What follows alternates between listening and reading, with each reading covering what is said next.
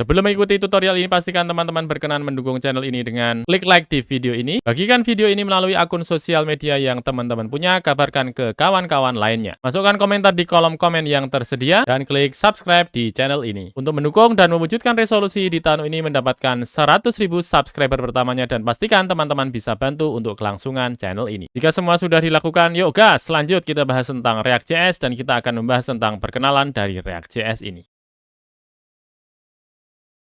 Selamat datang di tutorial React.js, di mana kita akan bahas dasar-dasar tentang React.js di sini. Jadi React.js merupakan JavaScript library, dan karena dia merupakan JavaScript library, akan penting bagi teman-teman untuk tahu dasar-dasar dari JavaScript terlebih dahulu sebelum teman-teman belajar tentang React.js ini. Dan React.js sendiri merupakan library yang dibuat oleh Facebook. Membahas tentang React.js, maka dia tersusun dari komponen-komponen, misalnya dari halaman Instagram ini, dia tersusun dari beberapa komponen. Bagian kiri ini adalah komponen, bagian atas ini adalah komponen, bagian tengah ini adalah komponen juga, dan tentunya ada bagian-bagian yang lain yang tersusun dari komponen-komponen. Mari selanjutnya kita beri gambaran bagaimana React bekerja. Di bagian awal React di tahap initialization, yakni adalah menyiapkan data untuk bekerjanya sistem. Di bagian setelahnya React masuk ke tahap mounting, di mana komponen ditampilkan ke dalam tampilan yang bisa diakses oleh pengguna. Sesudahnya terjadi proses update, di mana terjadi ketika ada perubahan state atau props yang akan mengakibatkan komponen melakukan rendering. Proses akhirnya adalah unmounting atau menghilangkan komponen dari tampilan web. Dan kurang lebih itulah siklus dari React.js mulai dari initialization sampai dengan unmounting. Di React ada proses yang dinamakan dengan rendering, di mana proses tersebut terjadi dengan merubah dari virtual DOM ke DOM yang sesungguhnya kepada tampilan di area pengguna. Sehingga bisa disebut juga bahwa rendering adalah proses merubah dari komponen yang kita buat menjadi HTML, CSS, dan juga JavaScript. Di React, komponen akan terjadi proses rendering atau melakukan muat ulang jika ada perubahan di bagian state atau props. Jika ada perubahan dalam state atau props, maka komponen akan berganti dalam hal tampilan atau isi tampilannya. Nah, apa itu state? State merupakan React object yang digunakan untuk menyimpan data atau informasi yang nantinya digunakan oleh komponen. Perubahan yang dilakukan terhadap state akan mengakibatkan komponen terrender lagi. Seperti di bagian slide yang saya sebutkan ini, dia membuat state yang namanya mood ya. Kemudian saya akan melakukan perubahan state mood tersebut dari yang sebelumnya menangis menjadi tertawa seperti ini. Selanjutnya kita lihat apa itu props. Props merupakan kependekan dari properties. Guna dari props adalah untuk melewatkan data antar komponen dari parent komponen atau komponen di atas ke child komponen atau komponen di bawahnya. Sebagai contoh, saya membuat dua buah props, props mood dan juga props day. Yang biasanya seperti yang kita lakukan sebelumnya, kalau hari Jumat maka jadi berbahagialah kita. Ada tools dan juga program yang perlu teman-teman install. Yang pertama adalah Node.js, kemudian untuk pengembangan nanti kita akan menggunakan Node.js tersebut. Dan untuk text editor yang akan saya gunakan di sini adalah Visual Studio Code, dan untuk browser yang saya gunakan adalah Google Chrome. Silahkan dipersiapkan dan bismillah, mari kita mulai tutorial React.js kita. Program pertama yang perlu kita download kemudian kita install adalah Node.js. Silahkan untuk browsernya dialamatkan ke nodejs.org. Kemudian silahkan pilih di bagian tombol download Node.js, kemudian langsung diinstal saja. Sehingga dengan menggunakan Node.js ini, maka kita bisa menjalankan JavaScript kita tidak hanya di bagian browser saja, tetapi kita bisa jalankan dia di server ataupun di laptop yang kita miliki tanpa menggunakan browser. Nah, kalau misalnya teman-teman sudah download untuk Node.js-nya, kemudian sudah diinstal, kita perlu pastikan terlebih dahulu bahwa Node.js sudah running ya di laptop kita. Kita bisa ketikkan node-v seperti ini, kemudian kita akan lihat nanti versi yang kita punya. Di sini versi yang saya punya adalah versi 18, kemudian kita perlu cek juga untuk NPM-nya. Jadi NPM adalah semacam packet manager yang dimiliki oleh Node.js ya. Kita bisa ketikkan npm-v seperti ini, kemudian kita enter. Nanti akan kelihatan juga untuk versi dari NPM-nya. Kalau di laptop saya, versi dari NPM-nya adalah 8.19. Kurang lebih tidak masalah untuk versinya. Yang penting teman-teman sudah bisa memastikan bahwa Node.js sudah running dan juga NPM sudah bisa running ya. Karena NPM ini sudah di-include-kan ketika kita melakukan instalasi dari Node.js ini. Program kedua yang saya gunakan di sini adalah Visual Studio Code. Dia akan kita gunakan sebagai text editor kita. Kalau teman-teman belum punya untuk Visual Studio Code-nya, silahkan dialamatkan ke code.visualstudio.com, kemudian langsung di-download saja sesuai dengan OS yang teman-teman miliki. Karena di sini saya menggunakan Windows, maka kita lihat di sini untuk tombolnya adalah Download for Windows. Silahkan bisa di-download, kemudian langsung diinstal saja. Di mana untuk Visual Studio Code ini kita akan gunakan sebagai text editor kita. Dan untuk browser yang saya gunakan di sini adalah Google Chrome. Kalau teman-teman belum punya Google Chrome bisa di-download di alamat google.com/chrome, kemudian pilih di bagian download di sini. Nanti akan muncul untuk layar di mana kita bisa melakukan download dari Google Chrome ini. Silahkan bisa setuju dan install ya. Nanti dia akan melakukan download dari Google Chrome, kemudian langsung bisa kita install untuk Google Chrome tersebut sehingga kita bisa langsung gunakan. Nah, setidaknya itu 3 buah program yang saya gunakan dan kita akan lanjut untuk melakukan proses instalasi dari React.js. Kita akan melakukan proses instalasi dari React.js. Saya akan membuka untuk layar saya di bagian desktop, kemudian kita akan buat sebuah folder baru ya. Saya akan klik kanan di bagian desktop saya klik di bagian new, pilih di bagian folder, kita berikan nama dari folder yang kita buat ini misalnya dengan nama belajar React.js seperti ini. Saya enter. Kemudian kita akan masuk kepada folder ini. Saya akan double klik saja dari foldernya. Kemudian kita akan masuk ke lokasi dari folder tersebut. Di bagian folder tersebut saya akan klik saja. Kemudian saya akan ketikkan di sana cmd begini. Ya. Kemudian berikutnya dari bagian belajar React.js ini saya akan membuka untuk lokasi dari folder belajar React.js ini di bagian Visual Studio Code saya. Saya ketikkan code, kemudian diikuti dengan tanda titik, kemudian langsung kita enter. Nanti dia akan membuka untuk folder belajar React.js ini di bagian Visual Studio Code kita masing-masing. Untuk command prompt-nya saya bisa close saja, ya. Kemudian untuk bagian foldernya bisa saya minimize. Nah, di sini kita akan masuk ke bagian dalam dari folder yang kita buka dengan menggunakan Visual Studio Code ini. Nah, di bagian dalam dari folder belajar React.js ini, silahkan teman-teman bisa buka terminalnya. Pilih di bagian atas, pilih di bagian terminal, pilih di bagian new terminal. Nah, di sini kita akan melakukan proses instalasi dari Vite, teman-teman ya, atau kita bisa menyebutnya dengan Vite. Jadi Vite dia adalah sebuah tools yang akan mempermudah proses pengembangan aplikasi front-end. Termasuk di dalamnya ada React ini. Dan tidak hanya React saja, dia ada bisa kita gunakan untuk melakukan instalasi dari Vue dan sebagainya. Dan nanti akan ada pilihan-pilihan di mana di dalam Vite ini dia sudah menyediakan tools untuk mempermudah proses pengembangan aplikasi kita, termasuk di dalamnya pengembangan dari React.js ini. Ini kita bisa coba maximize, ya. Kemudian Explorer-nya coba saya minimize. Nah, sini kita akan lakukan instalasi pertama kali dari Vite terlebih dahulu. Kita bisa ketikkan npm create, kemudian kita masukkan Vite add latest. Ya, kemudian kita enter. Nah, nanti di sana dia akan memperlihatkan beberapa pilihan yang akan bisa kita gunakan ya dari Vite ini. Nah, akan ada pilihan seperti ini project name yang akan kita gunakan. Kita bisa ketikkan titik seperti ini saja. Sorry. Bisa teman-teman masukkan untuk nama projectnya misalnya React misalnya. Atau kalau misalnya kita tidak ingin membuat untuk folder baru, kita bisa ketikkan tanda titik saja. Ya, tanda titik saja. Sehingga dia tidak akan membuat untuk folder baru ya. Dia langsung akan membuat untuk projectnya dimasukkan ke lokasi yang ada di bagian dalam dari belajar React.js ini. Tanpa perlu membuat folder baru ya. Bisa teman-teman ketikkan tanda titik seperti ini saja, kemudian langsung bisa diinstal. Nanti akan ada pilihannya framework yang akan kita gunakan. Apakah kita akan menggunakan Vanilla.js, ataukah Vue.js, ataukah React, Preact, Lead, Svelte, Solid, Quick, dan juga yang lainnya. Di sini karena kita akan belajar tentang React, kita pilih di bagian React ini, ya, kemudian kita enter. Nanti akan ada pilihannya apakah kita akan menggunakan TypeScript, ataukah JavaScript, ataukah JavaScript plus SVC. Kita pilih yang di bagian JavaScript murni saja, kemudian kita enter. Nanti di sana dia akan memperlihatkan bahwa ada 2 buah hal yang perlu kita lakukan. Yang pertama adalah menjalankan npm install, kemudian yang kedua adalah menjalankan npm run dev. Kita akan jalankan yang pertama dulu, npm install, sehingga dia akan melakukan instalasi paket-paket yang diperlukan ketika kita akan menjalankan dari React ini. Silahkan diketikkan npm install, kemudian silahkan di enter. Oke, proses melakukan npm install sudah. Selanjutnya kita akan mengikuti untuk hal yang kedua. Setelah kita menjalankan npm install, kita akan menjalankan yang kedua, yakni adalah npm run dev.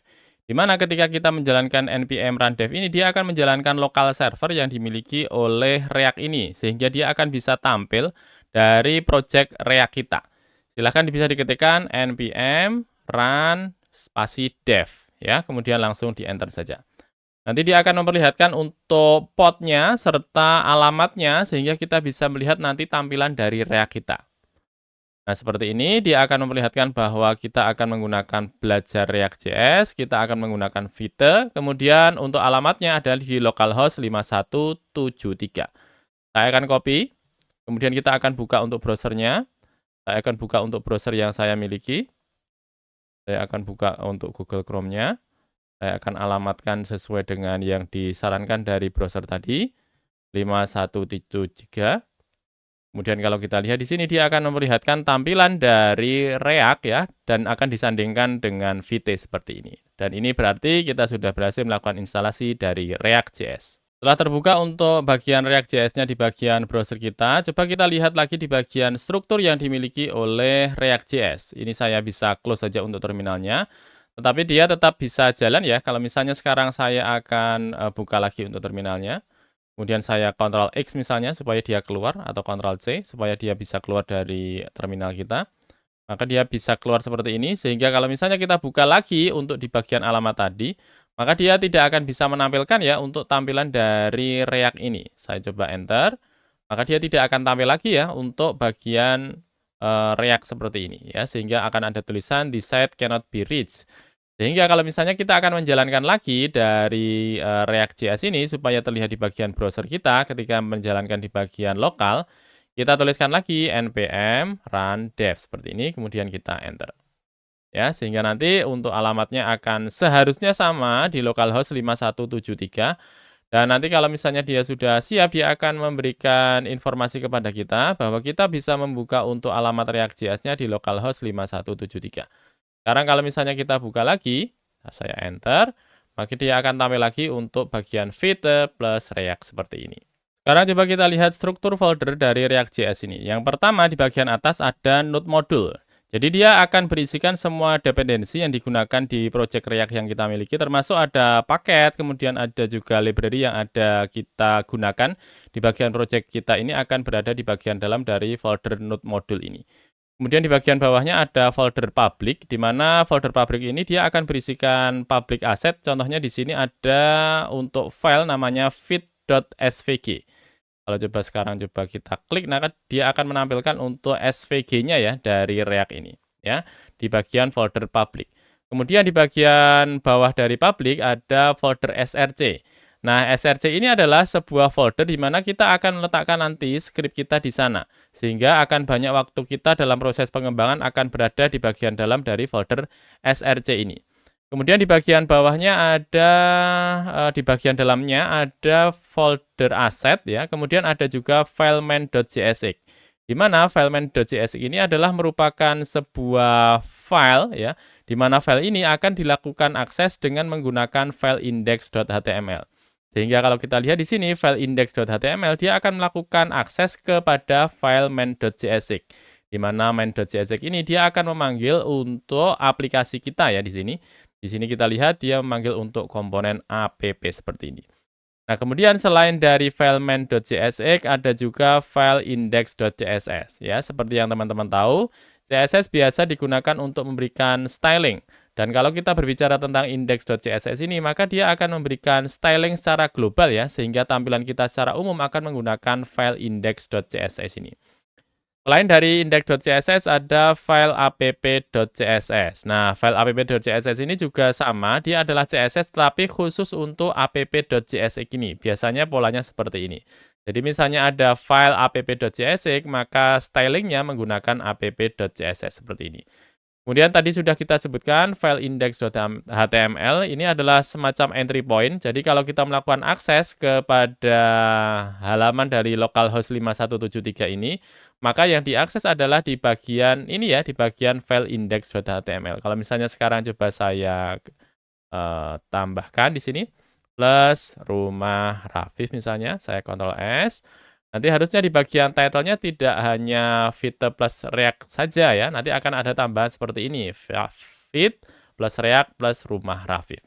Nah, selain dari file index.html ada juga file package.json. Jadi file package.json ini dia akan menyimpan metadata dari project kita, termasuk nama project, perintah yang dijalankan, dependencies, dan juga hal-hal yang lain terkait dengan project kita. Ini sekilas tentang beberapa folder serta file yang ada di bagian React.js ya, dan kita akan lanjut untuk mempelajari tentang React.js ini. Kita akan berkenalan dengan JSX, teman-teman. Saya minta teman-teman membuka untuk app.jsx. Dia ada di bagian dalam dari folder src. Di sana ada file namanya adalah app.jsx. Kalau kita lihat struktur dari app.jsx ini, dia mempunyai function di sana. Ini tentu teman-teman sudah sering lihat ya, dari function ketika kita membuat fungsi di JavaScript. Tetapi di dalamnya ada yang namanya return. Ketika dia return, maka dia mengeluarkan untuk tag HTML di sana. Sehingga kalau kita lihat fungsi, dia adalah sintak dari JavaScript, tetapi ketika dia melakukan return, ternyata di bagian dalamnya ada file HTML. Dan ini dia adalah sebuah sintak yang valid dan disebut dengan yang namanya JSX. Kalau teman-teman biasa membuat web, biasanya kita akan melakukan pemisahan antara HTML dan juga JavaScript. Sehingga biasanya HTML di tempat berbeda, JavaScript juga berada di tempat yang berbeda. Tetapi nanti kalau kita menggunakan JSX ini, kita bisa menjadikan satu buah file saja. Dan ini kita berikan format dengan nama JSX. Sehingga ada JavaScript, tetapi ketika dia melakukan return data, maka datanya dia ditampilkan dalam bentuk HTML seperti ini. Sekarang saya minta teman-teman untuk membuka juga di bagian app.css ya. Di bagian app.css coba kita hilangkan saja, kita tidak membutuhkan untuk stylingnya dulu. Ya, kemudian saya minta teman-teman juga membuka untuk file index.css. Saya minta Ctrl A dulu, kemudian kita delete sehingga untuk bagian CSS-nya sudah hilang semuanya ya. Sehingga kalau kita lihat di sini tampilannya plain seperti ini saja, hanya putih, kemudian ada tombol di sana. Kemudian kita akan membuka lagi untuk file app.jsx. Ya, silahkan dibuka. Kemudian silahkan di Ctrl A saja. Ini juga kita delete. Ya. Nah, di sini kita akan membuat fungsi kita yang pertama. Di sini ketika kita lihat filenya namanya adalah app.jsx. Kita akan membuat untuk sebuah fungsi. Kita berikan nama function. Dan kita akan berikan nama dari fungsi tersebut sama dengan nama filenya. Nama filenya adalah app.jsx. Di sini kita akan memberikan nama dari fungsi kita sama dengan nama dari file kita. Sehingga saya berikan nama function app, A-nya besar, P-nya kecil, B-nya kecil. Ya, kemudian saya berikan seperti ini. Kemudian kita akan bisa menggunakan atau bisa memanfaatkan dari function app ini supaya dia bisa dimanfaatkan di bagian dalam dari file main.jsx. Kita lihat di sini ketika kita membuka file main.jsx, dia melakukan akses sebenarnya kepada file app.jsx. Di mana di bagian app.jsx ini nantinya dia akan dimasukkan ke bagian dalam dari React DOM create root. Ini tidak perlu kita perhatikan dulu ya. Yang penting dia akan memanggil dari file app.jsx. Di mana app.jsx ini adalah file kita yang baru saja kita buka ini. Nah, teman-teman, untuk diperhatikan supaya dari file app.jsx dan fungsi app ini bisa dipanggil di bagian dalam dari main.jsx ini, kita perlu menggunakan yang namanya modul. Sehingga dari fungsi ini dia bisa dimanfaatkan serta dipanggil dari file yang lain. Untuk membuat dia menjadi modul serta bisa dipanggil untuk file yang lain, kita bisa berikan di sana export default app. Ya. Kemudian, seperti yang tadi kita lihat, ketika kita membuat sebuah file JSX, maka di bagian dalam dari fungsi ini kita perlu memberikan return. Ya, kita perlu memberikan return. Nah, di sini kita coba akan memberikan return, misalnya saya berikan H1. Saya berikan tulisan misalnya halo dari React.js. Saya Ctrl S, sekarang coba kita lihat tampilannya. Tampilannya sudah tampil ya sekarang di bagian browser kita, tulisannya adalah halo dari React.js. Nah, teman-teman, ketika kita membahas tentang fungsi ya, biasanya kita juga bisa memberikan di sana untuk variabelnya. Misalnya saya akan memberikan variabel const, saya berikan nama misalnya nama, kita berikan nama misalnya Joko Prawiro misalnya. Prawiro, ya. Supaya dari variabel nama ini dia bisa dipanggil di bagian return ini, kita bisa masukkan di sana. Tetapi karena di sini dia adalah merupakan variabel JavaScript atau dia akan kita treatment ya atau kita perlakukan seperti layaknya JavaScript, Maka di sini kita perlu berikan tanda kurung kurawal seperti ini. Kemudian kita panggil untuk variabelnya. Variabelnya adalah nama. Coba saya Ctrl S. Nanti di bagian browser kita dia akan ditampilkan ya. Halo, kemudian Joko Prawiro, ini adalah nama variabel kita. Nama variabel kita berikan nama seperti ini. Sehingga komplitnya akan ada pesannya, Halo Joko Prawiro dari React.js. Berikutnya kita akan membahas dan akan membuat sebuah komponen. Jadi inti dari komponen adalah bagian dari tampilan aplikasi kita yang mempunyai logic di sana. Untuk bagian app saya akan berikan ke bagian defaultnya dulu. Function, app, kita berikan return, kemudian kita export. App. Ya, jadi untuk export defaultnya sesuai dengan nama fungsinya. App, kemudian di sini adalah app. Di sini kita berikan misalnya adalah div dulu. Ya, kemudian kita akan membuat untuk komponen kita yang pertama. Saya minta teman-teman di bagian folder src, ya, kemudian kita klik kanan saja di bagian folder src. Kita akan membuat sebuah file baru. Kita berikan nama filenya misalnya adalah menu resto. M-nya besar, R-nya besar. .jsx. Kemudian kita enter. Nah, di sini saya membuat sebuah file namanya adalah menu resto.jsx. M-nya besar, R-nya besar. Kemudian kita akan membuat fungsi. Function, kita buat yang sama untuk nama fungsinya, M-nya besar, R-nya besar. Resto. Ya, supaya tidak lupa kita berikan export sekalian. Export default menu resto. Oke, seperti ini. Kemudian di sana kita akan melakukan return. Kemudian saya akan tuliskan di sana untuk tulisannya. Misalnya saya akan punya sebuah nama menu misalnya. Nama menu. Teman-teman suka apa? Misalnya saya akan berikan EM, saya berikan nasi bakar misalnya. Ya. Saya akan cari misalnya di sini dengan rice. Saya pilih di sini untuk rice-nya. Ya, saya Ctrl S. Kemudian teman-teman, di sini kita sudah membuat satu buah komponen. Dan ini adalah komponen ya. Fungsi namanya adalah menu resto. Kita ekspor dengan menggunakan menu resto. Pertanyaan berikutnya, bagaimana kita bisa menampilkan dari menu resto ini supaya tampil di bagian dalam dari browser kita? Nah, di sini kita akan menggunakan dan kita akan melakukan treatment dari fungsi menu resto ini sebagai sebuah komponen. Dan di sini kita bisa panggil tentunya dari bagian dalam dari app.jsx ini. Nah, di sini kita sudah melakukan export. Sekarang kita akan panggil untuk menu resto ini di bagian dalam dari app.jsx. Caranya bagaimana? Caranya kita perlu melakukan import terlebih dahulu dari menu resto ini ke bagian dalam dari app.jsx. Kita masukkan menu resto.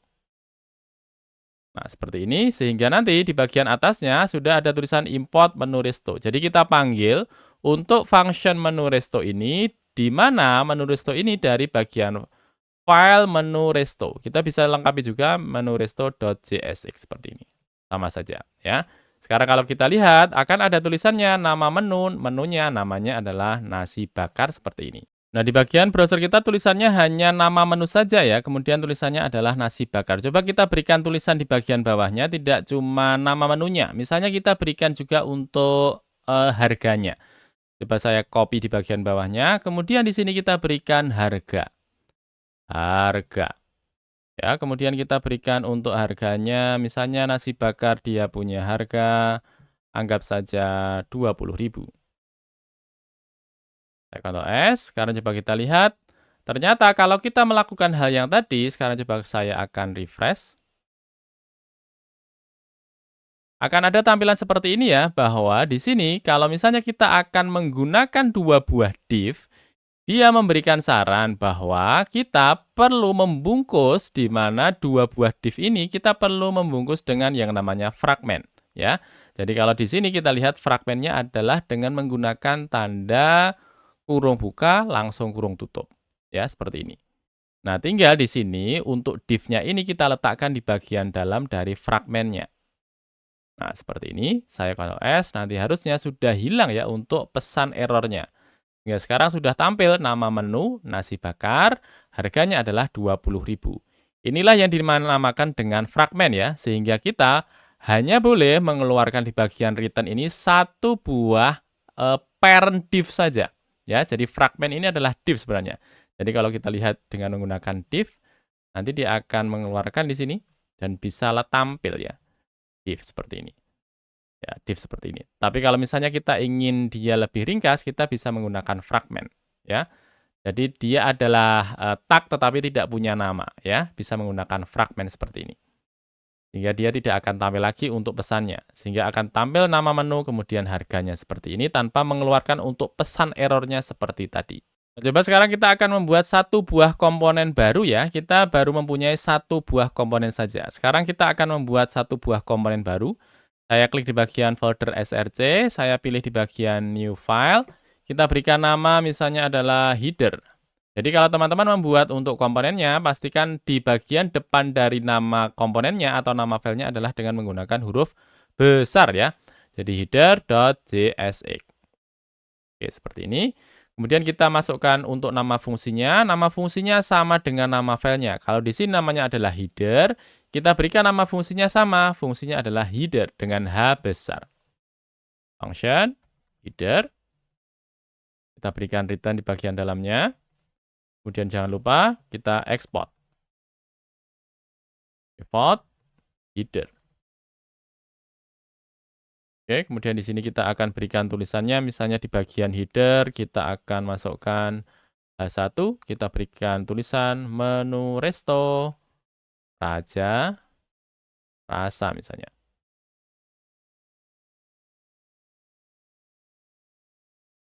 Saya masukkan ini. Oke, kita sudah ekspor. Sekarang kita akan coba tampilkan juga di bagian dalam dari app.jsx. Kita import dulu.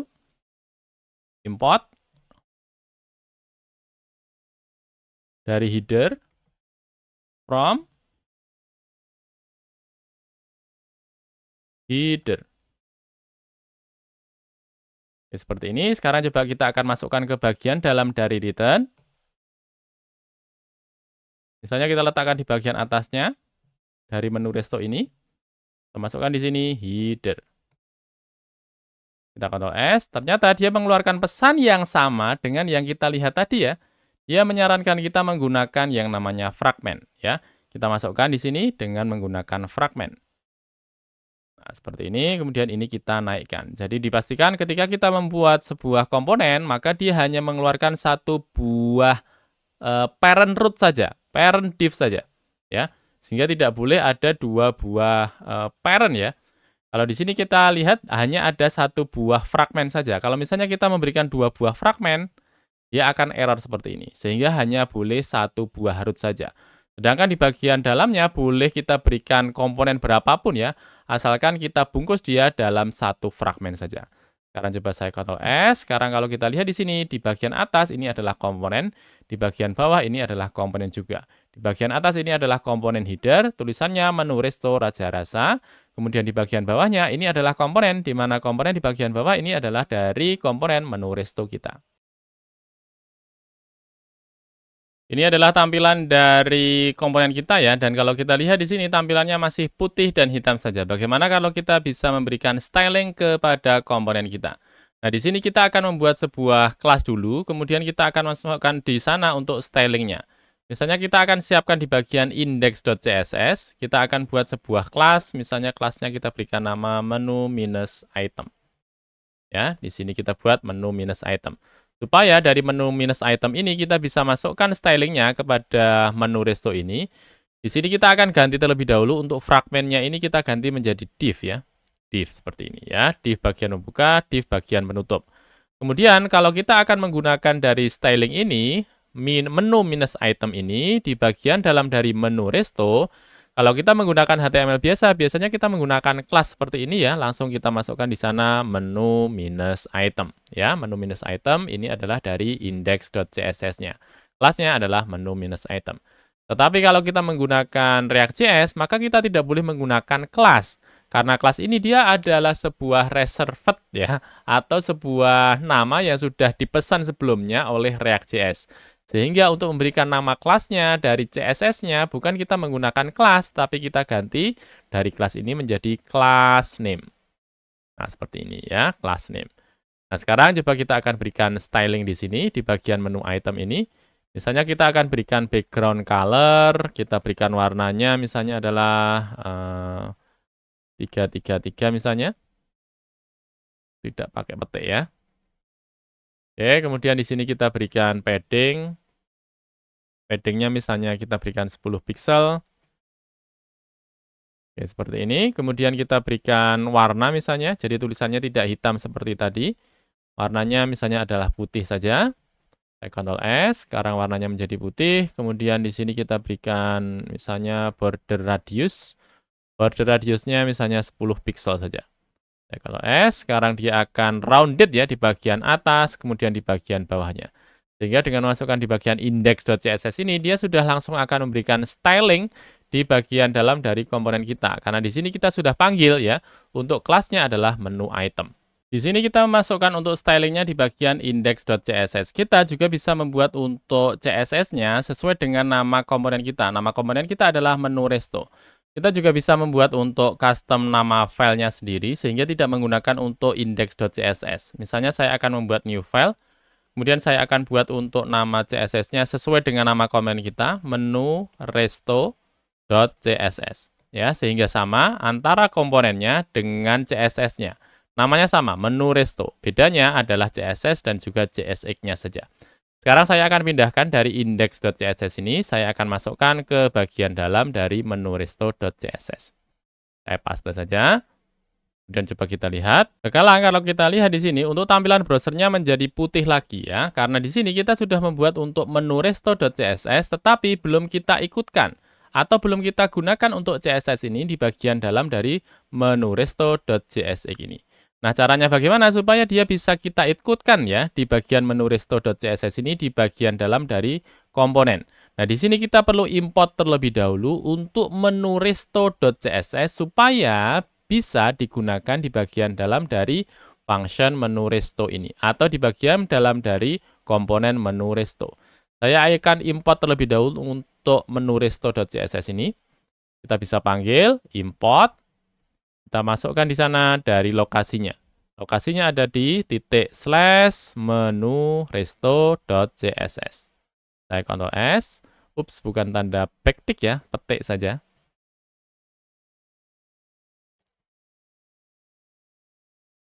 Ctrl S. Nah, sekarang dia tampilannya sudah memberikan styling di sana. Di mana stylingnya kita ambil dari menu resto.css dengan memasukkan di bagian atasnya import menu resto.css seperti ini. Ada cara yang ketiga sebenarnya yang bisa kita gunakan di mana kita tidak perlu membuat untuk file CSS-nya sendiri. Kita bisa langsung masukkan ke bagian dalam dari function menu resto ini. Di sini kita akan buat sebuah variabel, misalnya const style menu item misalnya, ya. Kemudian di sini kita akan bentuk dia menjadi objek. Nah, di bagian dalamnya kita masukkan untuk stylingnya. Nah, perlu diperhatikan kalau kita menggunakan stylingnya dari menggunakan di bagian dalam dari const ini atau di bagian dalam dari fungsi ini. Misalnya di sini saya akan masukkan untuk background color. Ini kita ambil dari CSS-nya ya. Ini saya akan copy. Saya Ctrl C, kemudian saya letakkan di bagian dalam dari const style menu item ini. Nah, kalau kita lihat di sini, dia menggunakan minus ya. Kalau kita menggunakannya di bagian dalam dari JavaScript, kita tidak bisa menggunakan minus, tetapi kita hilangkan minusnya. Kemudian kita ganti untuk kata yang kedua, tidak menggunakan huruf kecil lagi, tetapi huruf besar. Sehingga C yang kecil kita menjadikan besar. Kemudian di bagian belakangnya kita berikan tanda petik ya. Nah, di sini kalau kita lihat di bagian belakangnya, dia menggunakan tanda titik koma. Titik koma tidak boleh, kita gantikan menjadi koma saja. Saya Ctrl S. Sekarang, supaya dia bisa menggunakan dari class name ini, dan dia bisa mengarah ke bagian style menu item, kita ganti di bagian class name, kita ganti menjadi style. Kemudian, menu item kita hilangkan, dan kita gantikan dari style menu item. Sehingga dibungkus dulu dengan menggunakan kurung kurawal, di bagian dalamnya kita ambil dari style menu item. Bagian import saya hilangkan saja. Saya Ctrl S. Nah, sekarang stylenya sudah ikut ya, di mana stylingnya ini menggunakan dari variabel style menu item. Sekarang kita lanjut untuk memberikan styling yang lain di bagian padding. Saya akan masukkan di sini. Bagian belakangnya, padding. Kita berikan tanda petik. Kemudian titik komanya kita ganti menjadi koma. Kemudian berikutnya di bagian bawahnya color. Saya copy. Saya letakkan di bagian style menu item. Di sini kita berikan tanda petik. Titik koma kita ganti menjadi koma. Kemudian di bagian bawahnya border radius, ini saya copy. Saya letakkan di bagian bawahnya. Minus tidak boleh. Kita hilangkan minusnya. R di bagian yang kedua kita ganti dari kecil menjadi besar. Kemudian kita tutup dengan menggunakan tanda petik untuk 10px-nya. Kemudian titik koma kita hilangkan. Atau kita berikan tanda koma saja. Kita Ctrl S, sekarang tampilannya sama ya. Dari yang kita punya di bagian menu resto.css ini. Kita coba hilangkan. Saya Ctrl S, sekarang tampilannya sudah sama seperti ketika kita menggunakan CSS tadi. Kadang ketika kita menampilkan untuk data, kadang kita perlu memberikan conditional di sana.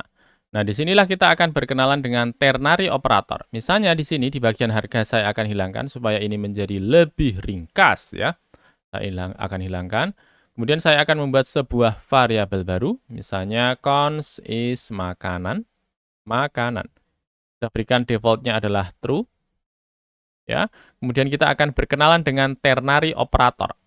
Nah, di sini karena kita akan menggunakan is makanan ini di bagian dalam dari return-nya dan dia adalah JavaScript ya, maka kita bungkus dengan menggunakan tanda kurung kurawal. Pertama kita akan cek terlebih dahulu is makanan atau kita bisa memberikan lebih lengkapnya dengan tanda kurung dulu. Kita masukkan conditionalnya di bagian dalam dari tanda kurung ini is makanan sama dengan true. Kalau misalnya dia true, maka kita keluarkan untuk pesannya, ya. Kita masukkan di sini div tipe makanan misalnya, ya. Kemudian karena di sini dia adalah ternary operator, ada dua buah hal. Yang pertama di bagian dalam ini, setelah tanda tanya ini, dia adalah kalau misalnya kondisinya adalah true. Tetapi kalau misalnya tanda berikutnya kalau misalnya adalah false, maka kita berikan di bagian belakangnya div tipe minuman misalnya. Saya Ctrl S. Sekarang dia akan mengeluarkan di sini tipe adalah makanan ya. Kita menggunakan ternary operator. Sehingga kita tentukan dulu kondisinya. Kondisinya di bagian depan kita cek apakah is makanan sama dengan true. Kalau misalnya true, dia masuk setelah tanda tanya di sini. Tetapi kalau misalnya dia false, dia masukkan setelah tanda titik 2 di sini. Tetapi kadang kita hanya memerlukan informasi kalau misalnya kondisinya hanyalah true saja. Sehingga kita akan berkenalan dengan yang namanya NN operator. Berbeda dengan menggunakan ternary operator, kita tidak perlu memberikan data kalau misalnya kondisinya adalah false ya. Saya akan hilangkan untuk false-nya sehingga hanya seperti ini. Kemudian tanda tanya ini kita ganti menjadi NN. Saya Ctrl S. Sekarang dia akan mengeluarkan tipe makanan. Sekarang kalau misalnya is makanannya saya berikan false ya, maka dia tidak akan mengeluarkan untuk data di bagian pengecekan apakah makanan dia true ataukah false tadi. Berikutnya kita akan berkenalan dengan looping, kemudian kita akan mengeluarkan data dari array ataupun dari objek ya. Untuk is makanan saya akan hilangkan saja supaya lebih ringkas. Kemudian saya akan buat sebuah variabel misalnya cons menu. Dia akan berisikan untuk makanan-makanan, misalnya yang pertama adalah nasi bakar.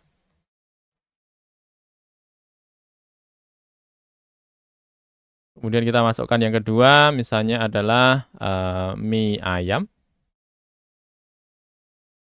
ramen. Oke, kemudian yang ketiga, misalnya kita berikan adalah ayam goreng.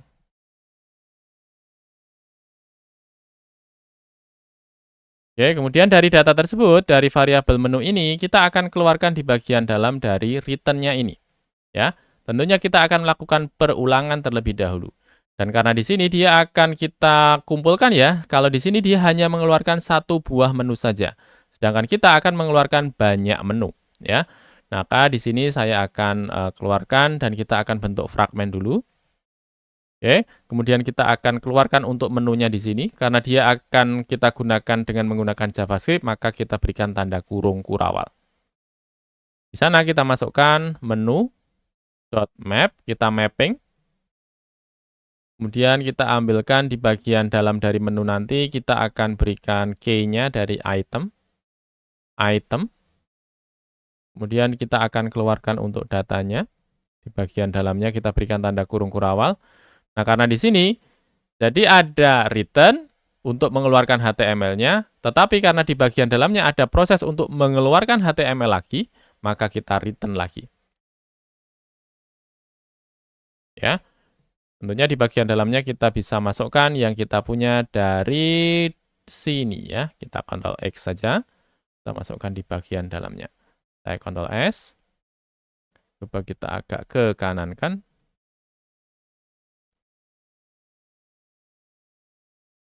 Sorry kita belum berikan tanda panah karena ini adalah raw function. Saya Ctrl S. Nah, sekarang kurang lebih seperti ini. Kelihatannya perlu kita berikan di sana untuk pembatasnya. Kita berikan styling di sini. Margin bottom. Margin bottom B-nya besar. Hanya kita berikan margin bottomnya adalah 5 px. Saya Ctrl S, sekarang dia punya marginnya. Tapi di sini tulisannya masih nasi bakar semua. Sedangkan di sini kita punya adalah nasi bakar, mie ayam, dan juga ayam goreng. Sekarang kita ganti bukan nasi bakar, tetapi kita akan ambilkan dari item kita. Karena di sini dia menggunakan JavaScript, maka kita berikan tanda kurung kurawal, kemudian kita panggil di sini item. Ya. Sekarang kalau kita lihat di bagian konsol log kita, biasanya dia akan memberikan semacam pesan ya, bahwa kita perlu memberikan yang namanya key. Saya konsol. Nah, di sini sudah ada infonya bahwa di sini kita perlu mempunyai have a unique key prop ya. Di sini kita bisa tambahkan di bagian div kita. Kita berikan di sini key, di mana key-nya kita akan ambilkan saja dari index. Karena kalau kita menggunakan map, selain dia mengeluarkan untuk itemnya, dia juga punya parameter yang namanya index. Di sini kita masukkan key, ambilkan index. Ctrl S. Sekarang coba kita refresh. Nanti harusnya pesannya sudah hilang. Sekarang kalau kita lihat, dia masih mengeluarkan data yang sudah benar tadi, nasi bakar, mie ayam, dan juga ayam goreng. Di sini kita menggunakan array. Bagaimana kalau kita berkenalan dengan objek sekalian saja ya? Dari nasi bakar ini saya akan buat dia menjadi objek. Kemudian saya berikan nama. Nama isinya dari nasi bakar. Saya Ctrl X, saya letakkan di bagian atasnya. Kemudian kita berikan di sana misalnya adalah harga, anggap saja seperti ini. Kita isikan misalnya Rp 10.000 ya. Kemudian kita masukkan 2 lagi, pisahkan dengan koma. Koma, kemudian kita buat 2 lagi, 1, 2. Yang kedua kita berikan mie ayam. Kita Ctrl X, kita letakkan di bagian dalamnya. Harga mie ayam misalnya adalah 15.000. Kemudian ayam goreng, ini kita masukkan juga. Kita masukkan di bagian dalamnya. Misalnya untuk ayam goreng anggap saja adalah 20.000 ya. Seperti ini kita hilangkan. Kemudian kita akan keluarkan datanya. Dari yang sebelumnya hanya item saja kita keluarkan di sini, kita ganti item.nama. Ya, sekarang dia akan mengeluarkan data yang sama. Sekarang kita tambahkan untuk data harganya sekalian ya. Harga item.harga tentu saja. Harga. Ctrl S, sekarang menjadi seperti ini, nama menu nasi bakar harga, nama menu mie ayam harga. Berikutnya kita akan berkenalan dengan prop teman-teman. Prop adalah kependekan dari properties, di mana dengan menggunakan prop ini kita bisa melewatkan data dari satu komponen ke komponen yang lainnya. Dari parent komponen ke child komponen. Saya akan membuka untuk file app.jsx, kemudian di bagian atasnya saya akan hilangkan saja ya. Kita akan membuat sebuah komponen baru. Bagian header serta menu resto saya hilangkan. Kemudian saya akan membuat sebuah komponen baru. Saya klik di bagian src. saya klik di bagian New File, kemudian saya akan berikan untuk nama dari komponen baru ini dengan nama mood, begini ya, mood, ya, .jsx. M-nya besar, ya. Kemudian saya akan buat untuk function-nya, function mood, M-nya besar. Kemudian kita export supaya tidak lupa, export default mood. Oke, kemudian kita berikan return di sana. Nah, ceritanya di sini saya akan mengeluarkan untuk mood, di mana mood-nya akan menerima 2 buah parameter, ya. Saya akan masukkan di sini, saya akan panggil untuk mood. Ya, mood. Ya, di bagian dalam langsung ditambahkan di sana import mood from mood, ya. Nah, di sini saya akan keluarkan untuk datanya dulu, misalnya di sini saya akan masukkan dengan menggunakan div. Coba kita refresh, masih kosong. Kemudian saya akan mengeluarkan untuk parameter yang kita masukkan ke bagian dalam dari komponen mood ini, di mana asal datanya adalah dari function app. Saya akan buat untuk mood yang pertama, di bagian dalamnya saya akan buat props, misalnya props-nya kita berikan nama misalnya adalah hari, begini. Kemudian harinya kita ambil dari Senin, ya. Kemudian di sini kita sudah membuat untuk props hari. Jadi hari ini adalah props atau properties. Supaya dari hari ini dia bisa dipanggil di bagian mood.jsx, kita bisa masukkan untuk sebuah props di sana. Cukup kita panggil di sini props begini. Ya. Kemudian supaya dia dari props ini dia mengeluarkan untuk harinya di bagian dalam dari komponen mood kita ini, kita masukkan di sana misalnya dari props dot hari. Saya Ctrl S. Sekarang coba kita lihat, di sana sudah bisa mengeluarkan ya di sini Senin. Di mana Senin ini dia diambil dari app.jsx atau parent komponennya, di mana dari parent komponen dia melewatkan props, props-nya adalah hari dan isinya adalah Senin. Ya. Kemudian di sini kita lihat kita lewatkan parameternya, parameternya adalah props. Kemudian props kita panggil di sana karena dia merupakan objek, kita panggil props.hari. Misalnya kita buat props yang kedua, misalnya mood. Moodnya misalnya kalau hari Senin, kita berikan misalnya adalah set. Ya.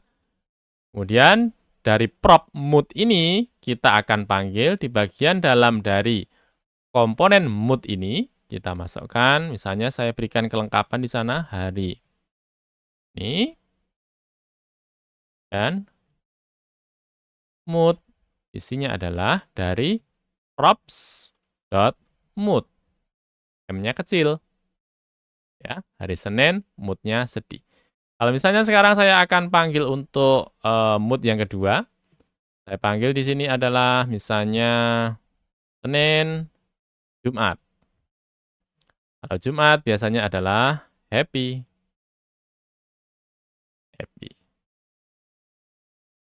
Ctrl S. Sekarang kalau kita lihat di bagian dalamnya, sekarang dia mengeluarkan untuk data yang berbeda. Jadi kalau hari Senin, mood-nya malas. Kalau hari Jumat, mood-nya senang. Dan data ini dilewatkan dengan menggunakan props, ya, di sini dengan menggunakan props. Karena di sini di bagian komponen parent-nya kita masukkan 2 buah prop, hari dan juga mood. Dua-duanya di sini dari komponen mood ini dipanggil di bagian dalam dari komponen app. Nah, di sini kita panggil untuk props-nya seperti ini ya, props, kemudian props.hari, props.mood. Sebenarnya kita juga bisa melakukan dengan cara yang lebih ringkas ya. Daripada kita panggil di bagian dalamnya dengan props seperti ini, kita bisa menggunakan destructuring. Kita bisa gantikan props ini dengan langsung kita panggil dari props yang kita punya. Di sini adalah hari, maka kita berikan tanda kurung kurawal dulu, hari, koma, kemudian yang berikutnya, prop-nya kita berikan nama mood, ya, di sini adalah mood, ya. Oke, kita masukkan di sini, setelah hari, mood. Dan kalau kita akan panggil di sini, kita tidak perlu memasukkan props, karena kita sudah destructuring, hari, di sini props-nya, kita hilangkan, saya Ctrl S, hasilnya adalah sama ya. Hari Senin, moodnya sedih, hari Jumat, moodnya bahagia. Berikutnya kita akan berkenalan dengan event ya, dan event yang akan kita gunakan di sini adalah onClick saja. Ya, moodnya saya hilangkan, moodnya saya hilangkan. Kemudian saya akan membuat sebuah komponen baru. Saya akan masuk ke bagian src, new file, saya akan berikan nama dari komponennya adalah button dengan B besar. Button.jsx. Ya, kemudian saya akan buat sebuah fungsi. Functionnya kita berikan nama yang sama dengan nama file kita, button dengan B-nya besar. Kita export default button. Kemudian di sini kita return. Cukup di bagian dalamnya saya akan keluarkan untuk button. Misalnya di sana saya akan masukkan klik saya.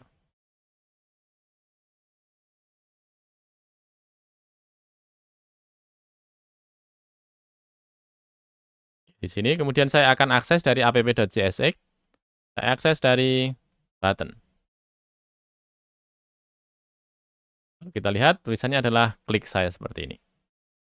Nah, sekarang kita akan berkenalan dengan yang namanya event onClick, teman-teman. Di sini saya akan membuat sebuah fungsi, dan fungsinya saya akan masukkan ke bagian dalam dari function button ini, atau komponen button ini. Saya akan masukkan di sana, function.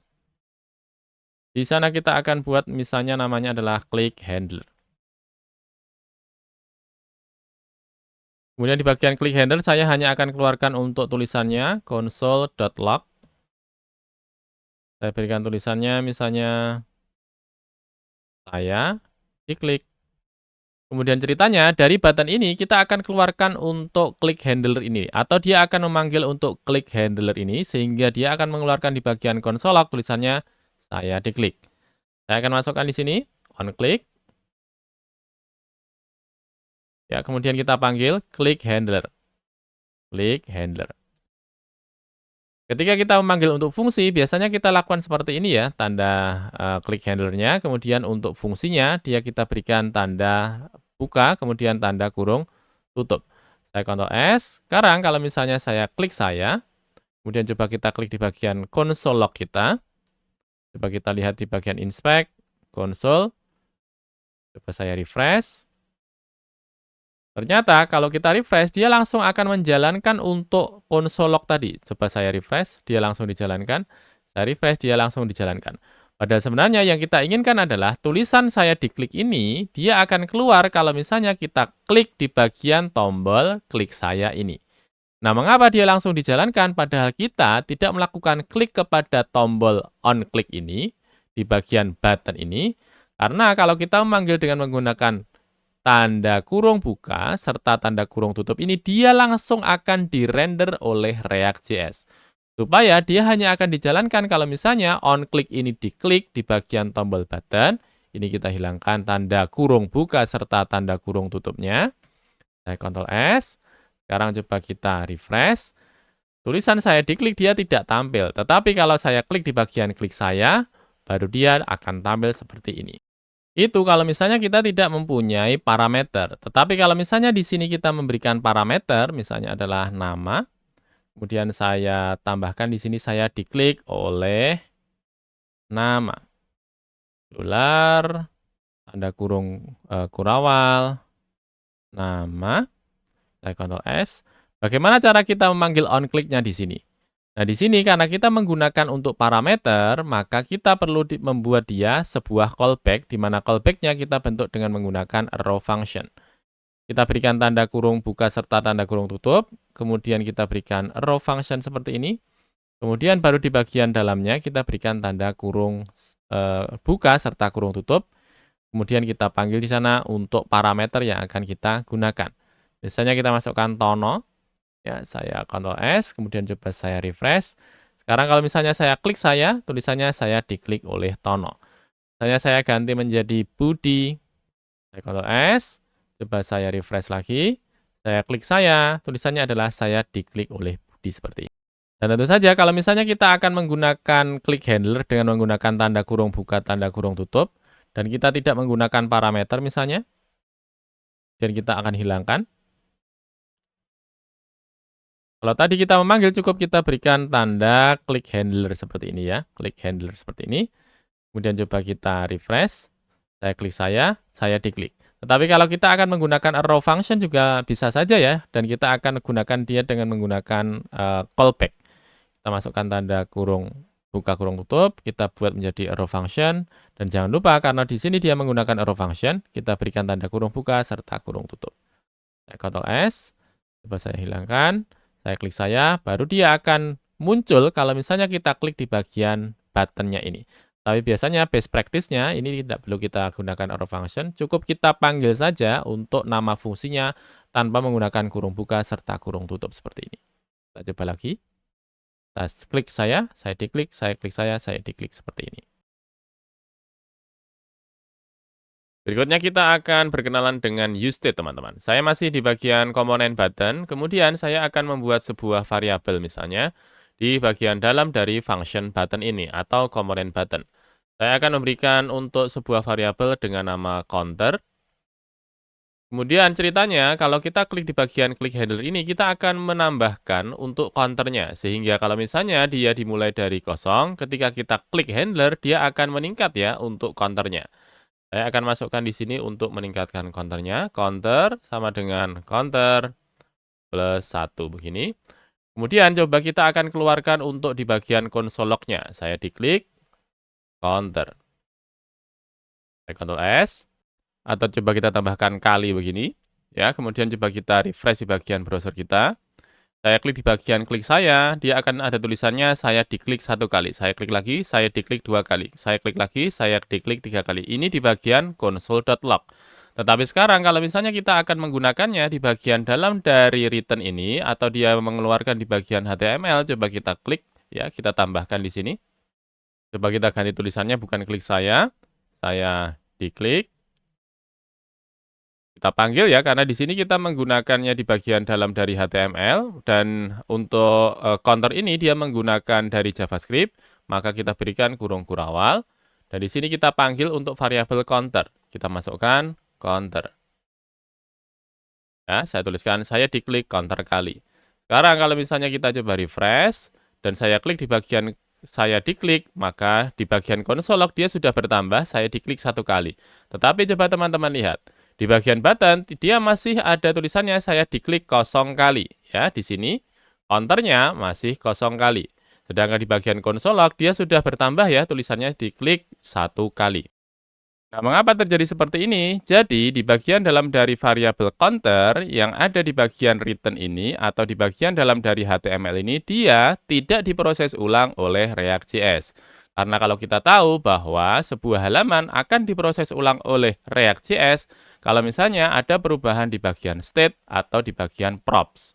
Sekarang kita akan membuat untuk variabel counter ini supaya dia menjadi sebuah state. Nah, di sini misalnya saya akan menambahkan untuk state-nya. Di sini kita akan panggil untuk state-nya dengan menggunakan useState. Kemudian di sini kita akan membuat sebuah variabel const. Di bagian dalam dari const ini, dalam bentuk array ini, kita bisa masukkan setidaknya ada 2 buah hal ya. Yang pertama adalah variabelnya, misalnya variabelnya kita berikan nama counter. Kemudian untuk yang kedua, ini adalah fungsi yang digunakan untuk melakukan perubahan data di bagian variabel yang pertama, variabel counter. Saya masukkan misalnya set counter. Kemudian di sini kita panggil useState. Nah, di sini kita bisa berikan nilai awal dari counter ini atau variabel counter ini. Misalnya kita berikan nilai awal 0. Kemudian di sini misalnya kita akan mengganti dari let counter ini menjadi new counter. Kemudian di sini kita ganti di bagian dalam bukan counter lagi tetapi new counter. Di sini kita ganti new counter. Kemudian kita lakukan perubahan di bagian state kita dengan menggunakan fungsi set counter. Set counter. Kemudian di sini kita berikan nilainya ya, di mana dia akan mempunyai nilai dari new counter. Saya masukkan new counter. Coba saya Ctrl S. Sekarang coba kita refresh. Saya klik di bagian tombol ini, saya diklik, dia menuliskan di sini saya diklik 1 kali. Saya klik lagi, saya diklik 2 kali. Saya klik lagi, saya diklik 3 kali. Sehingga sekarang isi yang ada di bagian dalam dari button ini atau isi yang ada di bagian halaman kita ini dia sudah terrender ulang. Nah, mengapa dia terrender ulang? Karena di sini kita sudah melakukan perubahan state ya. Sehingga state counter ini atau variabel counter ini setelah kita memasukkan dia kepada sebuah state dan kita lakukan perubahan, maka halaman yang ada di bagian web kita ini dia akan dirender ulang atau diproses ulang. Akhirnya setelah dia diproses ulang kita bisa menambahkan informasinya di mana counter di bagian bawah ini dia adalah state kita ya. State di bagian atas dia ditampilkan di bagian halaman kita, di bagian dalam dari button. Sehingga kalau kita klik lagi, saya diklik 4 kali, di bagian tombolnya sudah berganti untuk tulisan counternya. Begitu juga di bagian konsol log ini dia juga sudah berganti ya, saya diklik 4 kali. Nah, untuk diketahui bahwa di sini di bagian belakang dari set counter ini atau fungsi set counter ini kita bisa memberikan nama yang lain ya. Misalnya saya masukkan set nilai misalnya. Ya. Kemudian di sini saya ganti tentunya karena di sini bukan lagi menggunakan set counter tapi di bagian set nilai. Saya Ctrl C, saya letakkan di sini, saya Ctrl S. Sekarang coba saya refresh, saya klik, ada tulisannya saya diklik 1 kali, saya klik lagi, saya diklik 2 kali. Sehingga penamaan dari set nilai ataupun set counter itu terserah saja. Tetapi supaya kalau misalnya kita dalam proses pengembangan ya, kita bisa mengetahui bahwa fungsi yang ada di bagian dalam ini dia merujuk ke variabel yang mana, maka di sini kita bisa gunakan set counter. Set, kemudian di sini di bagian belakangnya ini adalah state yang berubah ya, sehingga kita berikan set counter. Saya kembalikan set counter, saya Ctrl S, kemudian coba kita cek lagi. Saya diklik 1 kali. Saya diklik 2 kali. Di bagian konsol juga sudah berganti seperti ini. Berikutnya kita akan berkenalan dengan use effect. Jadi use effect digunakan untuk menangani hal lain yang harus dilakukan oleh komponen setelah proses render terjadi. Misalnya di sini saya akan hilangkan. Saya akan mulai dari awal, function, button. Saya masih di bagian button.csx ya. Kemudian di sini saya akan export default button. Saya akan keluarkan di sini dengan menggunakan return. Misalnya di sini saya akan menampilkan untuk buttonnya. Kemudian saya tuliskan misalnya jumlah like-nya ya. Like. Kemudian saya berikan tanda thumb up ya, atau tombol ikon dari jari ke atas ya. Saya Ctrl S. Coba kita lihat like seperti ini. Nah, sekarang saya akan panggil untuk state-nya. Saya akan buat 2 buah untuk state-nya dulu. Const count like. Kemudian kita masukkan fungsinya. Fungsinya adalah set count like. Kita ambil dari use state. Ya, pastikan di bagian atas sudah terimport use state-nya. Kemudian kita berikan nilai awal dari count like ini. 0. Ctrl S. Kemudian saya akan berikan di sini untuk nilainya ya. Count like. Coba kita cek. Count like-nya masih kosong. Sekarang kita akan membuat sebuah tombol ya di bagian button ini supaya dia bisa mengeluarkan untuk proses menambahkan dari state kita. State kita adalah count like ya. Saya masukkan langsung saja di bagian dalam dari button ini. Saya on click, kemudian saya akan menggunakan arrow function. Di sini adalah tanda kurung buka serta kurung tutup diikuti dengan tanda panah. Kemudian saya akan panggil untuk fungsi set count like ini di bagian dalam dari button. Set count like, kemudian kita akan tambahkan untuk di bagian state-nya. Saya tuliskan di sini state-nya count like, kita tambahkan dengan 1. Sekarang saya Ctrl S. Sekarang coba kita refresh. Saya klik, dia bertambah menjadi 1, saya klik lagi, dia bertambah menjadi 2. Berikutnya saya akan tambahkan use effect, teman-teman ya. Saya masukkan di bagian bawahnya use effect. Ya, saya tambahkan use effect, di bagian atasnya sudah tertambahkan use effect, atau ini bisa kita tuliskan use effect begini saja. Karena di sini sebenarnya sama ya, dia akan memanggil dari React ya. Saya berikan koma seperti ini saja. Instead use effect. Nah, ketika kita menggunakan use effect ini, kita masukkan tanda kurung buka serta kurung tutup. Kemudian di bagian dalam dari tanda kurung buka serta kurung tutup, kita bisa panggil di sana untuk callback-nya, atau kita bisa panggil fungsi yang lain. Saya akan panggil dengan menggunakan arrow function. Kemudian di sini saya akan tuliskan console.log. Saya tuliskan misalnya di sini dari ConLike-nya saya akan keluarkan di bagian dalam dari use effect ini, di bagian console log. Saya masukkan wadidaw begini ya.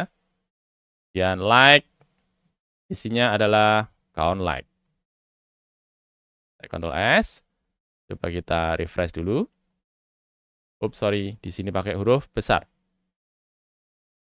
Ctrl S, sekarang coba kita refresh. Saya klik di bagian like, dia sudah bertambah menjadi 1. Saya klik di bagian like lagi, di bagian tombol dia sudah bertambah menjadi 2, kemudian di bagian console log dia sudah bertambah menjadi 2.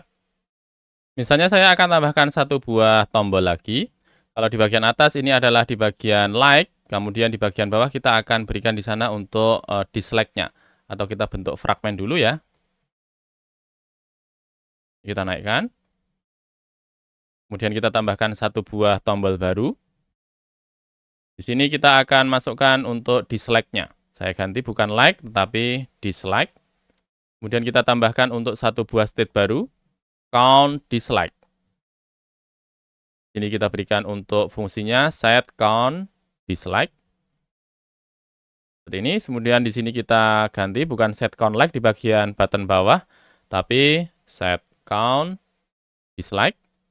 Kemudian untuk bagian dalamnya count dislike. Di sini bukan lagi count like, tapi count dislike. Oke, di sini tombolnya kita ganti untuk ikonnya bukan lagi jempol ke atas ya, kita ganti jempol ke bawah. Thumb down. Oke, saya Ctrl S. Sekarang coba kita refresh lagi.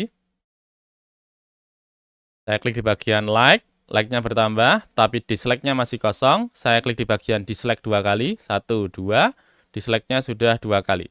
Coba kita tambahkan juga di bagian use effect ini, supaya kita bisa tahu yang ditambahkan yang mana. Saya masukkan dislike dari variabel count dislike. Saya Ctrl S, coba kita refresh.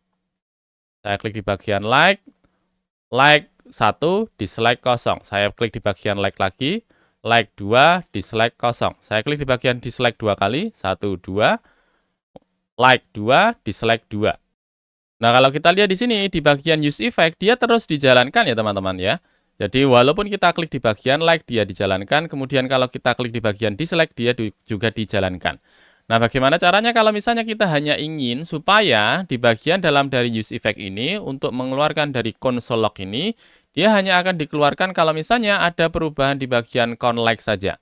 Nah, ternyata kalau kita menggunakan use effect, kita bisa masukkan di bagian belakangnya untuk parameter, di mana parameter di bagian belakang ini adalah dependensinya, atau hal apa yang melakukan perubahan di bagian use effect ini. Kita berikan tanda koma. Kemudian kita ikuti dengan tanda kurung siku, ya. Kemudian di dalamnya kita masukkan hal apa yang membuat perubahan yang ada di bagian dalam dari use effect ini, sehingga dia akan mengeluarkan nanti di bagian console log-nya. Misalnya saya akan hanya keluarkan kalau misalnya ada perubahan di bagian count like, maka saya masukkan count like. Saya Ctrl S. Sekarang coba kita refresh lagi. Ya, like-nya kosong, dislike kosong. Saya klik di bagian like, dia akan mengeluarkan di bagian console log-nya. Wadidaw, like 1, dislike 1. Saya klik lagi. Wadidaw, like 2, dislike 2. Sekarang, kalau misalnya saya klik di bagian dislike, dia tidak akan mengeluarkan teman-teman. Walaupun di sini di bagian tombolnya, dia sudah mengeluarkan ya sekarang, bahwa dislike-nya sudah bertambah. Dari yang sebelumnya kosong, sekarang dia menjadi 1. Saya klik lagi, dia tidak terrender ya, atau di bagian console log-nya dia tidak dipanggil. Saya klik lagi. Dia tidak dipanggil lagi ya di bagian console log-nya. Karena apa? Kita memberikan di bagian belakang dari dependensi ini hanya count like saja. Sehingga di bagian dalam dari use effect ini, dia hanya akan dijalankan kalau misalnya ada perubahan di bagian count like-nya. Kalau misalnya kita akan tambahkan juga untuk count dislike-nya, supaya dia mempengaruhi di bagian dalam dari use effect-nya, maka kita bisa tambahkan ya, selain count like kita berikan koma. Hal lain apa yang mempengaruhi? Ya, hal lainnya adalah count dislike. Saya Ctrl S. Sekarang coba kita refresh dulu. Bagian awal dia akan mengeluarkan untuk datanya dulu karena kita masuk di bagian proses rendering di bagian awal. Saya klik like, wadidaw, like 1. Saya klik di bagian like, wadidaw, like 2. Sekarang kalau saya klik di bagian dislike, nah sekarang konsol lognya sudah terpanggil lagi. Saya klik lagi, dislike-nya sudah terpanggil lagi sehingga mengeluarkan di bagian dalam dari konsol log ini. Kita juga bisa mengeluarkan untuk use effect ini hanya sekali saja. Sehingga kalau misalnya sekali dia akan dikeluarkan untuk di bagian dalam dari use effect-nya. Selanjutnya kalau misalnya ada perubahan dia tidak akan ditampilkan ya atau dia tidak akan dipanggil di bagian use effect ini. Caranya ini kita hilangkan sehingga hanya dituliskan saja tanda kurung siku, tanda kurung siku penutupnya. Ya, saya Ctrl S. Sekarang coba kita refresh. Dia akan ditampilkan pertama kali. Tapi sekarang kalau kita klik di bagian like, dia tidak berpengaruh. Saya klik di bagian dislike, dia tidak terpengaruh seperti ini.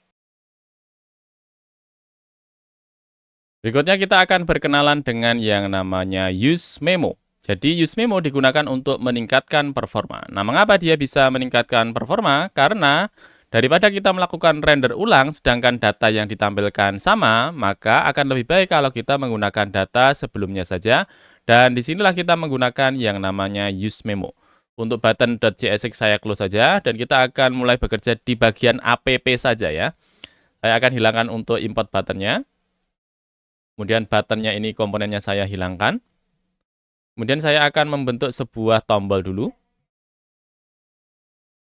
Di bagian dalam dari P ini saya buat button.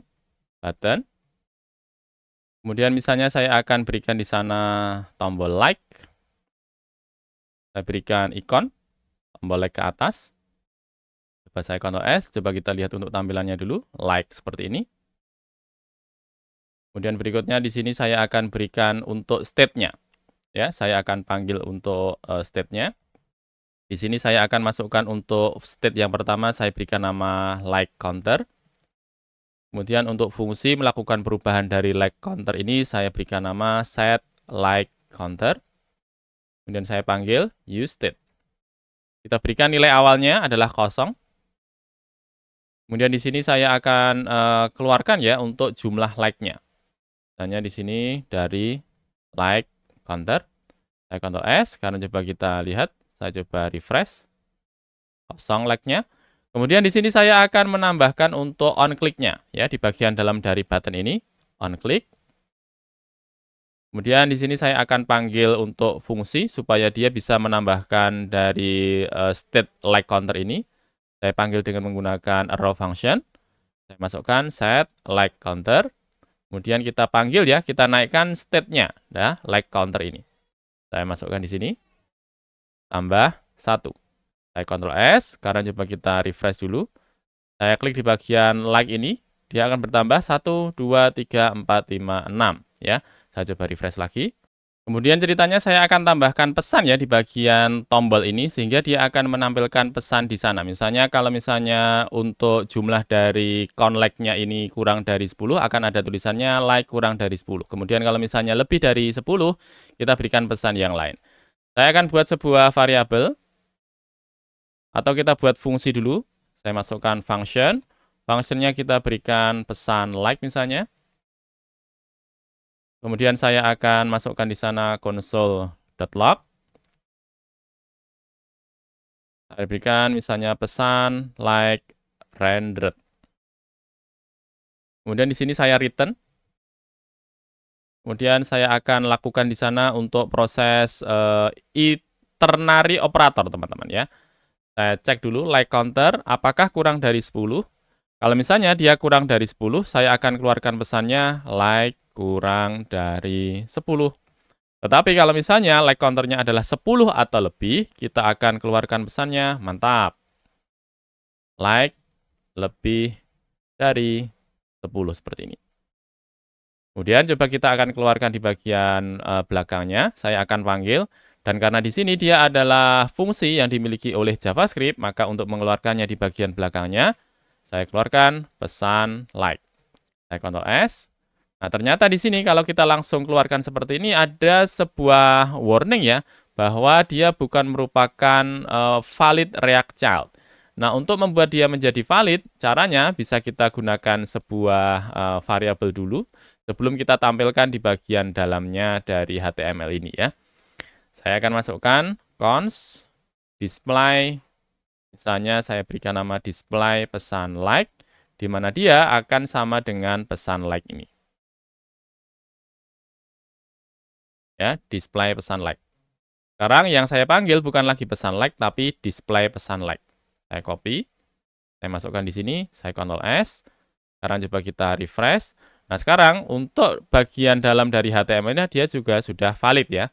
Sekarang kalau misalnya saya klik di bagian like, 1 like, saya klik lagi, 2, 3, 4, 5, 6, 7, 8, 9. Tulisannya masih like kurang dari 10. Sekarang kalau saya klik lagi, dia sudah berganti ya, mantap, like lebih dari 10.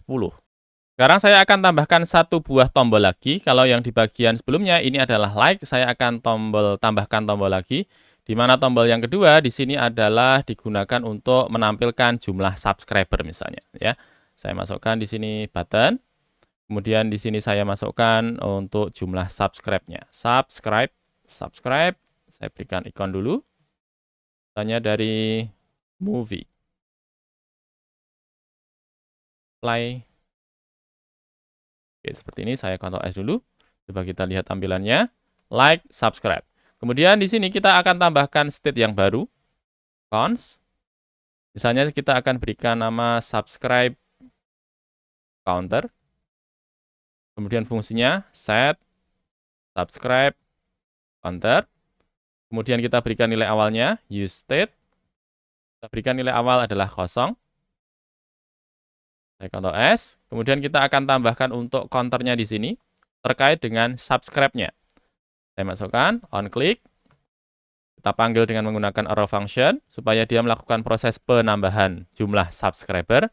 Set subscribe counter. Subscribe counter. Kemudian kita tambahkan subscribe counter ditambahkan dengan 1.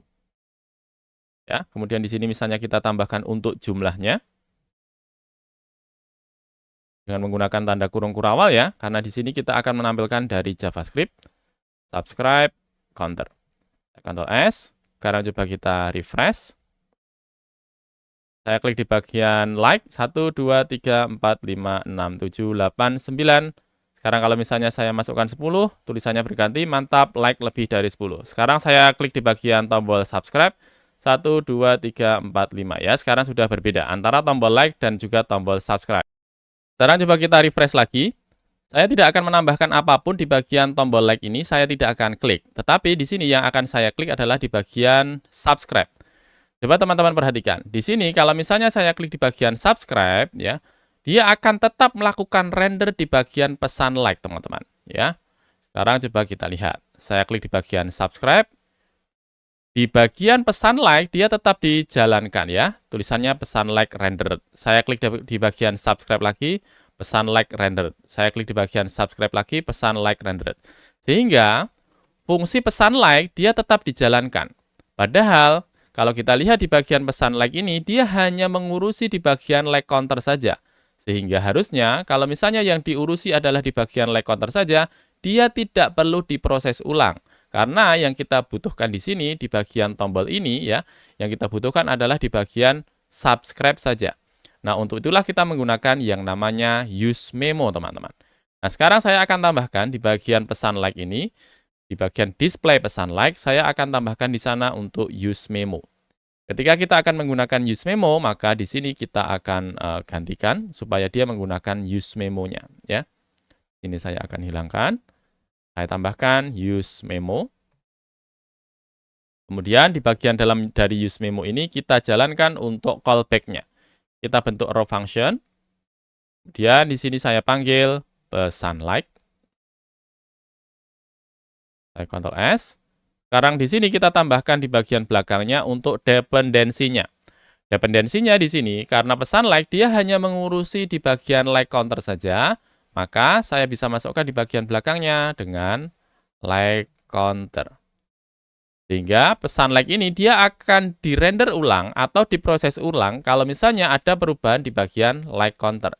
Dan like counter ini kita masukkan kepada kurung siku. Saya Ctrl S. Sekarang coba kita refresh dulu. Ya, saya klik di bagian like. Pesan like rendered betul karena di sini yang kita klik adalah di bagian tombol like. Saya klik lagi pesan like rendered. Sekarang saya akan klik di bagian subscribe. Harusnya di bagian pesan like rendered ini dia tidak akan terpengaruh ya, karena di sini yang kita jadikan dependensi adalah like counternya.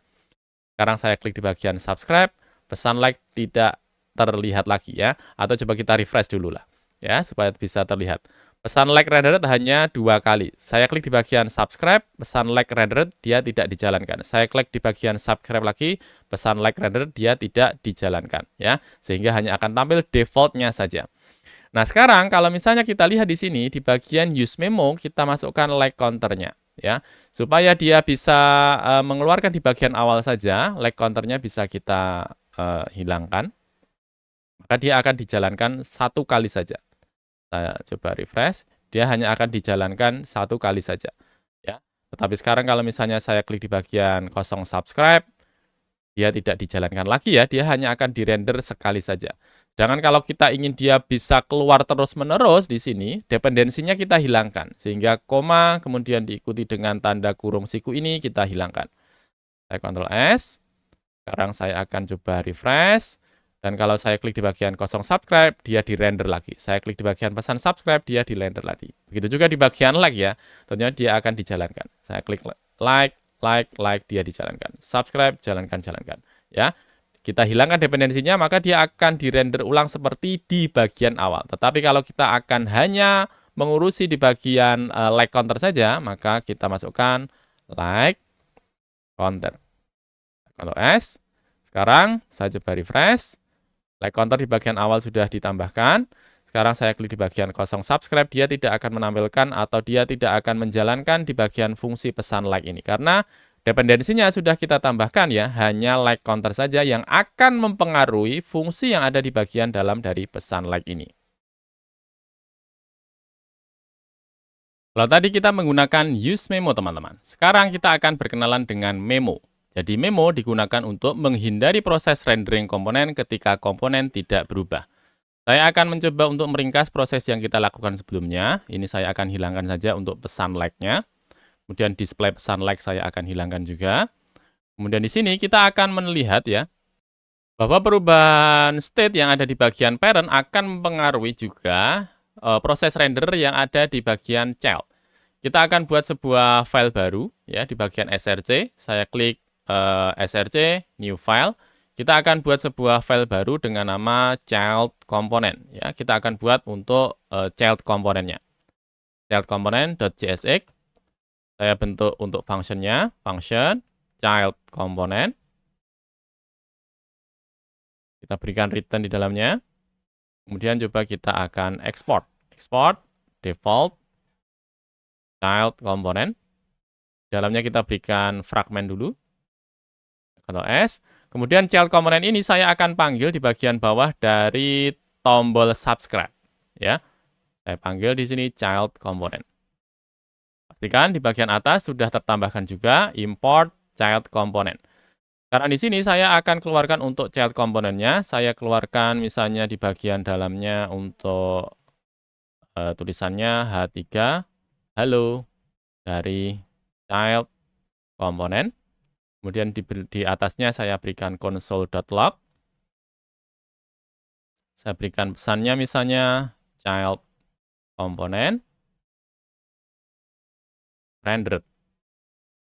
Saya Ctrl S, sekarang coba kita refresh. Ini di bagian awalnya, child component langsung di-render ya. Saya klik di bagian like, child component terrender. Saya klik di bagian subscribe, child component terrender seperti ini. Berikutnya saya akan masukkan props ya. Saya akan masukkan properties di bagian child component. Untuk propertiesnya misalnya saya berikan nama, ya, name, atau kita buat juga untuk di bagian atasnya untuk state-nya. Ya, saya masukkan const name, kemudian kita atur misalnya untuk mengatur dari state-nya, state dari name-nya, set name. Kita berikan use state, Kita berikan nilai awalnya. Misalnya nilai awalnya di sini adalah nama channel YouTube, Rumah Rafif misalnya. Kemudian saya akan panggil untuk name ini di bagian dalam dari props. Ya, saya keluarkan di sini. Name. Saya Ctrl S. Sekarang coba kita refresh lagi. Dia tampil. Sekarang coba akan saya keluarkan di bagian dalam dari child component. Saya panggil di sini props. Ini saya akan keluarkan, misalnya bukan lagi halo dari child component, tapi saya keluarkan channel YouTube. Saya panggil dari props.name. Oke, saya Ctrl S. Nah, coba saya refresh, channel YouTube Rumah Rafif. Saya klik di bagian like, child component terrender. Saya klik di bagian subscribe, channel subscribe-nya sudah ditambahkan. Dan di bagian child component, dia child component render seperti ini. Sehingga, kalau kita lihat di sini, untuk channel YouTube-nya namanya sama ya. Namanya adalah Rumah Rafif, tidak berubah. Saya klik di bagian like, channel Rumah Rafif, tulisannya tidak berubah. Sedangkan di sini, untuk child komponennya ya, di sini dia terrender terus-menerus. Kalau misalnya hanya seperti ini saja, mungkin tidak terlalu pengaruh teman-teman. Tetapi kalau misalnya di bagian dalam dari komponen ini, dia ada proses yang berulang, dia ada proses banyak, tentunya akan membuat halaman kita menjadi berat. Sehingga di sini kita akan berkenalan dengan memo teman-teman. Untuk di awal, misalnya saya akan buat sebuah tombol ya di bagian bawah dari child component ini. Saya masukkan button. Kemudian saya akan berikan tulisannya misalnya ganti nama channel. Ya, kemudian saya berikan di sana on click. Misalnya saya akan buat untuk proses on click-nya handler name misalnya. Ya, kemudian saya akan buat sebuah fungsi di bagian atasnya. Function handler name. Di bagian ini saya akan buat sebuah variabel channel name. Kita berikan default dulu. Kemudian saya akan cek dulu if name. Name ini adalah dari state ya. State di bagian ini ya, name. Kalau misalnya name, dia isinya adalah channel nama saya, Rumah Rafif, maka kita akan ganti. Ya, saya akan ganti untuk channel name-nya, kita ubah untuk channel YouTube yang lain, misalnya adalah WPU. Ya, Web Programming Unpas. Ya, kemudian saya berikan else. Saya masukkan di sana channel name. Kalau misalnya dia bukan Rumah Rafif, saya akan ganti dia menjadi Rumah Rafif. Ya. Berikutnya saya akan set name sesuai dengan channel name. Coba kita berikan console log juga, console.log supaya kita bisa tahu prosesnya. Kita berikan nama set name, run, dan kita ganti dia menjadi name. Sekarang saya Ctrl S. Sekarang berikutnya, coba saya akan pastikan terlebih dahulu bahwa channel name-nya sudah berganti ya. Saya klik di bagian ganti nama channel, dia berganti dari Rumah Rafif menjadi WPU. Kalau sekarang saya ganti nama channel, dia berganti dari WPU ke Rumah Rafif. Nah, harusnya seperti ini ya. Kalau ada perubahan di bagian komponen kita atau di bagian props, dia harus terrender karena dia ada proses perubahan. Tetapi sekarang, kalau misalnya saya klik di bagian tombol like, child komponen ternyata terrender juga. Saya klik di bagian subscribe, child komponen dia terrender lagi. Sekarang kita akan mengubah supaya yang berubah hanyalah ketika ada perubahan di bagian props kita saja. Karena di sini dia hanya akan berubah kalau ada perubahan di bagian props saja.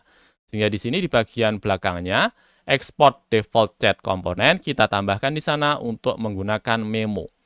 Nah, memo bisa kita tambahkan di bagian child komponen. Kita import dulu, import memo, di mana memo kita dapatkan from React. Oke, kemudian kita panggil di sini memo. Saya Ctrl S. Sekarang coba kita refresh.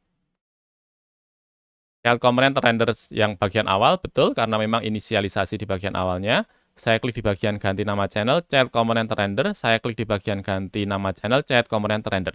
Sekarang saya akan ulangi proses di bagian like dan juga subscribe. Kalau memo ini berhasil, dia tidak akan terrender lagi ya di bagian child component, karena di sini untuk nama channelnya masih Rumah Rafif. Saya klik di bagian like, child komponen tidak terrender. Saya klik di bagian subscribe, child komponen tidak terrender. Saya klik 2 kali, 1, 2, dia tidak terrender. Saya klik 2 kali, 1, 2, dia tidak terrender. Sehingga dengan menggunakan memo tadi, maka child komponen ini dia tidak akan terrender lagi ya, karena untuk props-nya datanya masih sama.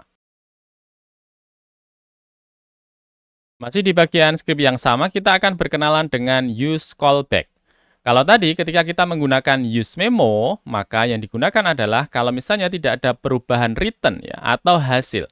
Tetapi kalau kita menggunakan use callback, maka di sini use callback digunakan semacam caching atau menyimpan proses yang sudah dilakukan sebelumnya sehingga tidak diperlukan proses lagi jika proses yang dilakukan adalah sama. Sekarang saya akan memindahkan untuk button on click ini di bagian dalam dari child komponen. Saya akan Ctrl X. Kemudian saya akan pindahkan di bagian bawah ini. Ya. Kemudian tentu saja karena di sini kita menggunakan fungsi yang ada di bagian dalam dari parent komponen atau di bagian app ini. Di sini menggunakan handler name. Saya perlu memasukkan untuk props di sana supaya mengambil dari handler name ini. Saya masukkan misalnya adalah aksi misalnya ya, aksi. Saya akan panggil dari handler name. Ya. Kemudian di sini saya akan panggil on click-nya bukan lagi handler name, tapi props dot. Di sini kita berikan nama dari props-nya adalah aksi, sehingga saya panggil di sini props dot aksi. Saya Ctrl S.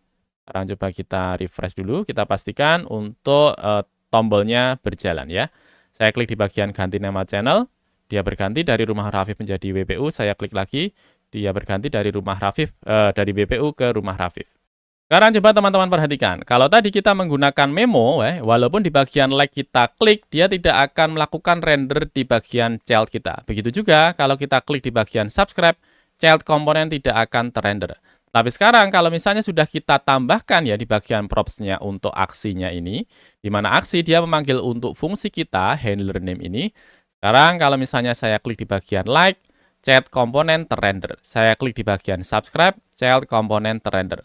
Nah, di sini kita akan menggunakan yang namanya use callback, teman-teman. Di mana use callback ini dia akan digunakan untuk menandai perubahan apa yang terjadi di bagian fungsi kita. Ya, saya akan masukkan ke bagian function handler name ini untuk memanggil dari use callback-nya. Atau di sini kita ganti saja, bukan menggunakan function supaya lebih mudah terlihat ya. Saya akan ganti di sini const handler name. Ya. Sama saja sebenarnya, tapi saya berikan supaya lebih ringkas. Handler name seperti ini. Di sini saya akan pindahkan ke bagian dalamnya. Ya, kemudian function handler name kita hilangkan, karena sudah tergantikan dengan di bagian bawahnya. Kita cek lagi prosesnya masih berjalan ataukah tidak. Saya klik di bagian ganti name channel. Dia sudah berganti dari rumah Rafif menjadi BPU. Oke. Nah, sekarang kita akan panggil use callback, teman-teman. Ketika kita akan menggunakan use callback, maka polanya adalah use callback. Ya, kemudian di sana kita masukkan untuk fungsinya, fungsi. Kemudian berikutnya kita berikan koma. Di bagian belakangnya di sini adalah dependensinya, dependencies. Ya, polanya kurang lebih seperti ini. Sekarang saya akan panggil untuk use callback-nya di bagian handler name ini, use callback. Saya bungkus dia dengan menggunakan kurung seperti ini. Oke, kemudian kita masukkan dependensinya. Kalau kita lihat di sini, dependensinya dia tergantung dari state name. Ya, state name. Sehingga di bagian belakangnya saya berikan koma. Kemudian saya masukkan dependensinya. Dependensinya adalah dari name. Saya Ctrl S. Sekarang coba kita ulangi. Saya coba refresh. Saya coba klik di bagian like. Child komponen sekarang tidak terrender. Saya klik di bagian subscribe, child komponen tidak terrender. Karena apa? Karena di sini name dari channel YouTube-nya adalah sama, tidak ada perubahan. Sekarang saya klik di bagian ganti name channel ya, atau kita memanggil untuk fungsi dari ganti name channel ini, maka tentu saja harusnya ya dia ada proses render ya. Saat saya klik di bagian ganti name channel, child component terrender. Saya klik lagi di bagian ganti name channel, child component terrender. Jadi sudah betul ya. Ketika kita melakukan perubahan, di mana perubahannya tergantung atau punya dependensi di bagian name, ya, maka child komponennya menjadi terrender seperti tadi. Dan di sini di bagian dependensi, kalau misalnya kita isikan, dia akan dirender kalau atau ada perubahan di bagian state name ini. Kalau misalnya ini kita kosongkan, kita Ctrl S, kemudian coba kita refresh, maka dia akan dirender terus-menerus. Saya klik di bagian like, komponen dari child terrender. Saya klik di bagian subscribe, child komponen terrender.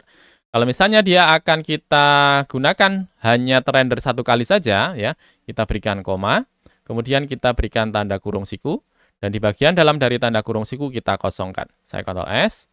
Sekarang coba kita refresh, dia akan terrender di bagian awal saja. Lihat komponen terrender. Sekarang kalau misalnya saya klik di bagian like, dia tidak terrender. Saya klik di bagian kosong subscribe, dia tidak terrender. Dan saya klik di bagian ganti name channel, dia akan terrender juga seperti ini. Kita akan membahas tentang useref, teman-teman. Di mana useref ini digunakan untuk membuat referensi kepada DOM elemen atau lokasi tertentu di dalam HTML. Misalnya di bagian app.csx saya akan hapus saja. Kemudian saya akan buat baru ya. Function app. Saya berikan return. Saya berikan fragment. Kemudian saya akan export. Di bagian dalamnya saya akan masukkan untuk div-nya dulu.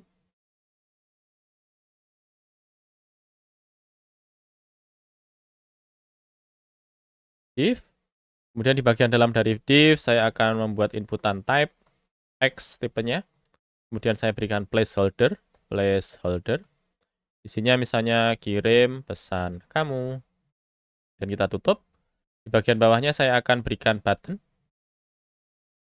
Saya tuliskan klik aku.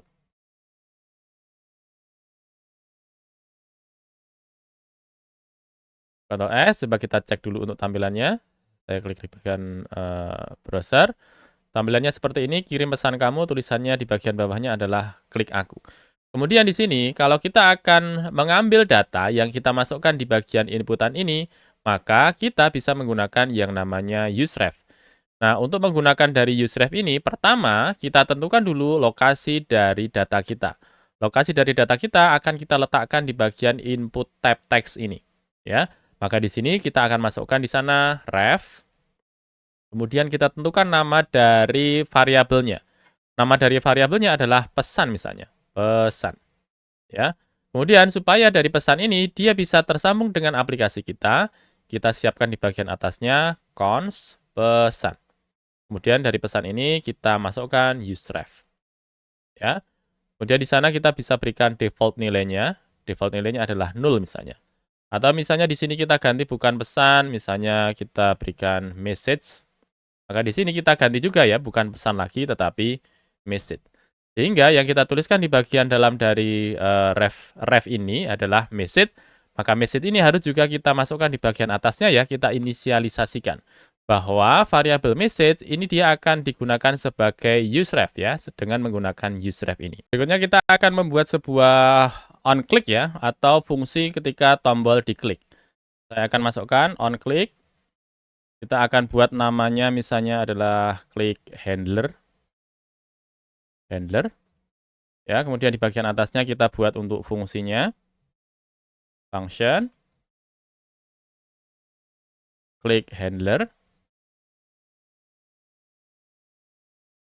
Kemudian coba akan kita keluarkan untuk datanya ya. Console.log. Di sini yang akan kita ambil adalah message atau pesannya. Saya Ctrl S. Coba kita refresh.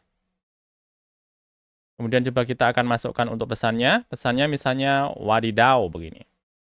Saya klik di bagian klik aku. Maka di sana akan ada objek ya. Ada current. Dia adalah input. Kemudian current input. Nanti di bagian bawahnya ada value-nya. Kalau kita klik di bagian value, isinya adalah wadidaw. Seperti yang kita inputkan. Sekarang kalau misalnya di sini saya akan keluarkan dengan menggunakan message, kemudian kita akses ke bagian current, ya, kemudian kita akses ke bagian value, maka nanti kita bisa lihat tulisannya di sana. Message.current.value. Saya Ctrl S, sekarang coba kita refresh. Saya masukkan pesannya. Wadidaw. Saya klik di bagian klik aku, maka tulisannya di sini adalah wadidaw, seperti ini. Atau misalnya di bagian bawah dari klik aku ini, saya akan siapkan sebuah div, dan saya akan masukkan untuk useref-nya. Kita siapkan di bagian atasnya dulu untuk useref-nya. Misalnya kita berikan cons, kita berikan nama misalnya adalah display pesan. Dia adalah useref. Kita berikan defaultnya adalah null.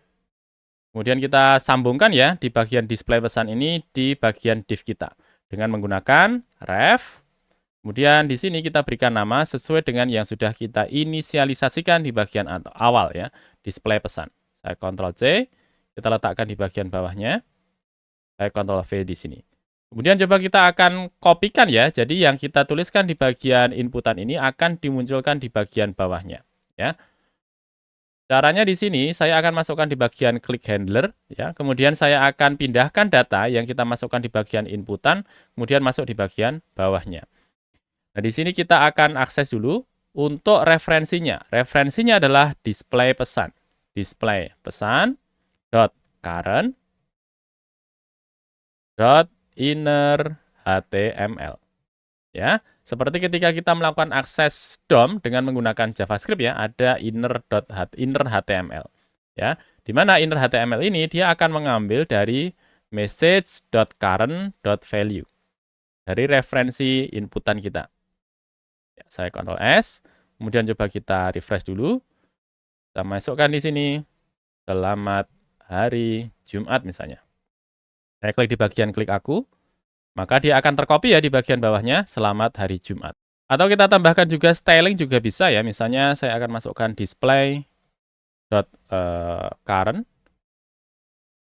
style misalnya kita berikan paddingnya kita isikan 5 pixel misalnya. Kemudian kita tambahkan 4 lagi. Misalnya di sini saya akan berikan margin topnya juga 50, kemudian kita berikan background misalnya. Background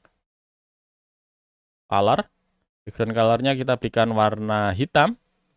Press 1, 2, 3. Kemudian di sini kita berikan warna ya, sehingga hurufnya akan kita berikan warna yang lain. Warnanya kita tentukan misalnya FFF ini, saya Ctrl S. Kemudian coba kita refresh dulu. Ya, kemudian saya masukkan di sini selamat liburan. Saya klik di bagian klik aku, maka sekarang di bagian bawahnya sudah ada tulisannya adalah selamat liburan, di mana ini dikopikan dari bagian atasnya, dan kita berikan styling di sana. Ada padding, margin top, background color, juga color, dan kita menggunakan yang namanya useref ini. Berikutnya kita akan berkenalan dengan use context, teman-teman. Jadi use context ini salah satu penggunaannya adalah kita bisa membagikan data antara satu komponen dengan komponen lainnya, antara satu parent dengan child yang lain ya, child komponen. Misalnya di sini saya akan hilangkan dulu, kemudian saya akan buat sebuah function lagi ya, saya akan buat dari awal. Kita berikan return, kemudian kita export. app. Saya Ctrl S. Di sana saya akan berikan fragment dulu. Ya, seperti ini. Kemudian di sini ceritanya kita akan melewatkan data antara app di mana dia adalah parent komponennya dan kita akan lewatkan datanya ke bagian child-nya ya. Nah, kalau kita akan membuat komponen, kita bisa juga membuat komponennya di file yang sama ya. Saya akan buat di sini misalnya adalah child 1. Kemudian saya akan return ya. Saya akan return, ceritanya di sini selain return di bagian bawahnya ya, saya akan buat 3 buah komponen lagi ya. Saya akan masukkan di sini 1, 2, 3 ya, sehingga ada 3 buah komponen. Child 2 ini adalah child 3. Child 1 dia akan mengeluarkan data, di mana datanya yang dikeluarkan adalah komponen 2 ya, child 2. Kemudian dari child 2 ini, kita akan mengeluarkan data dari child 3. Jadi child 2, dia akan mengeluarkan di bagian bawahnya child 3. Oke, seperti ini. Kemudian di bagian child 3, kita akan keluarkan untuk datanya. Ya, misalnya saya akan keluarkan untuk datanya di bagian bawahnya. Saya tuliskan halo dari child 3. Saya Ctrl S. Karena coba kita lihat tampilannya, coba kita refresh, dia belum tampil karena di bagian app belum kita panggil ya, child 1-nya. Saya panggil di sini child 1. Saya Ctrl S, karena coba kita refresh. Di sana akan ada keluaran ya, halo dari child 3 seperti ini. Di mana prosesnya adalah dari child 1 dia memanggil di bagian atasnya child 2. Child 2 dia memanggil child 3. Nah, di bagian child 3 ini dia baru mengeluarkan halo dari child 3.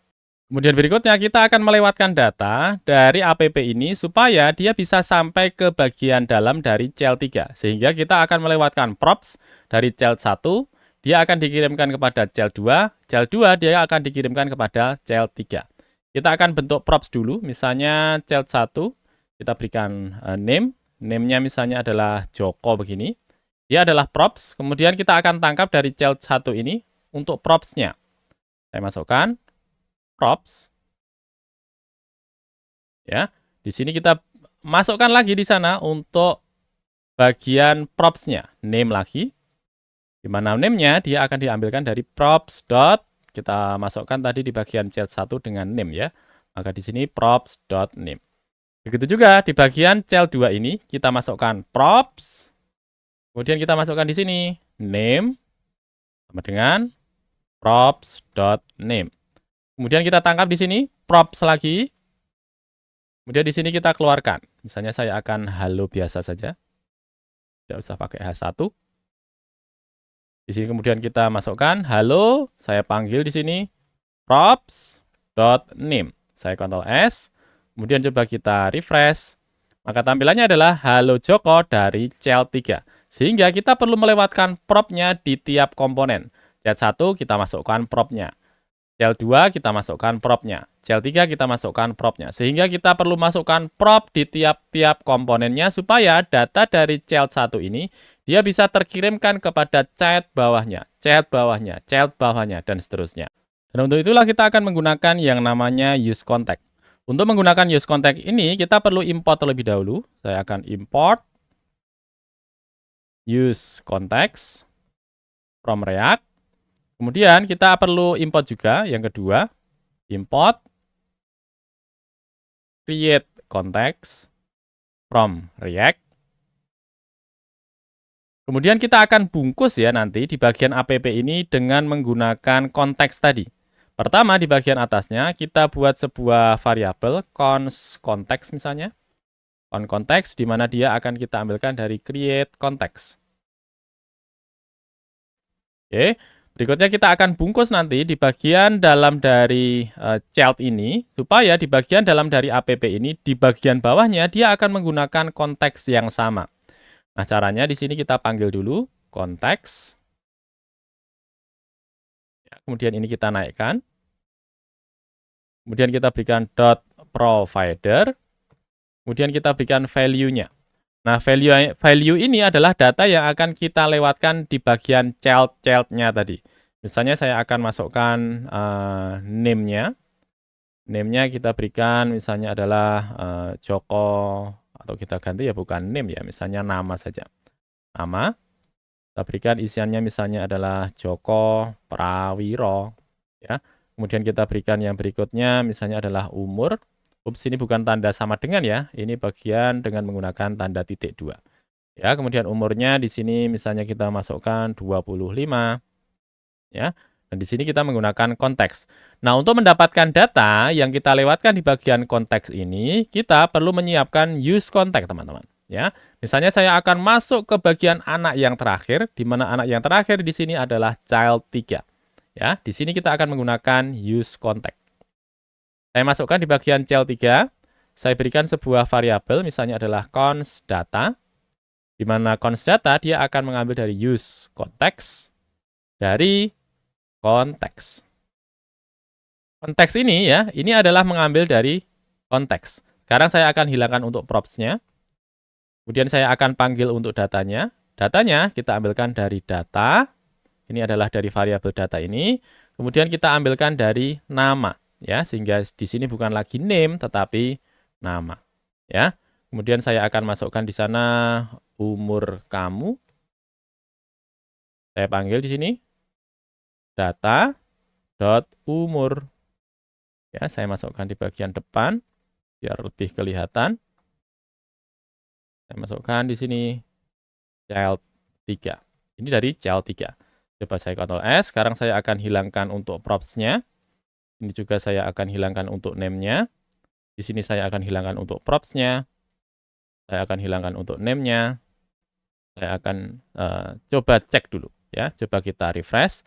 Nah, di sini sudah terlihat ya, halo Joko Prawiro, umur kamu 25. Kita tidak melewatkan props, tetapi kita menggunakan konteks ini. Dengan menggunakan use context ini, kita juga bisa melewatkan state di sana, sehingga dia akan berbagi state antara satu komponen dengan komponen yang lainnya. Saya akan buat sebuah state, misalnya const, saya berikan nama yang sama saja, nama, kemudian set name, set nama. Dia akan kita gunakan use state. Pastikan di bagian atas sudah tertambahkan use state. Kemudian kita inisialisasikan untuk data pertamanya. Data pertamanya adalah Joko Prawiro, ya. Kemudian kita akan keluarkan untuk datanya di sini. Nah, karena di sini kita punya sebuah variabel dan juga kita punya fungsi namanya adalah set nama, maka di sini kita hilangkan untuk namanya. Tetapi kita akan ganti ya. Untuk namanya dia akan mengambil dari state nama, kemudian kita ikutkan juga di sana set nama. Oke, seperti ini. Kemudian kita akan gunakan untuk nama dan juga set nama ini di bagian child 3. Ya. Di sana kita akan panggil nanti dengan menggunakan sebuah button di bagian bawahnya. Kemudian misalnya di sini saya buat untuk buttonnya. Saya klik di sana, saya berikan nama, ganti nama. Kemudian saya berikan proses on click.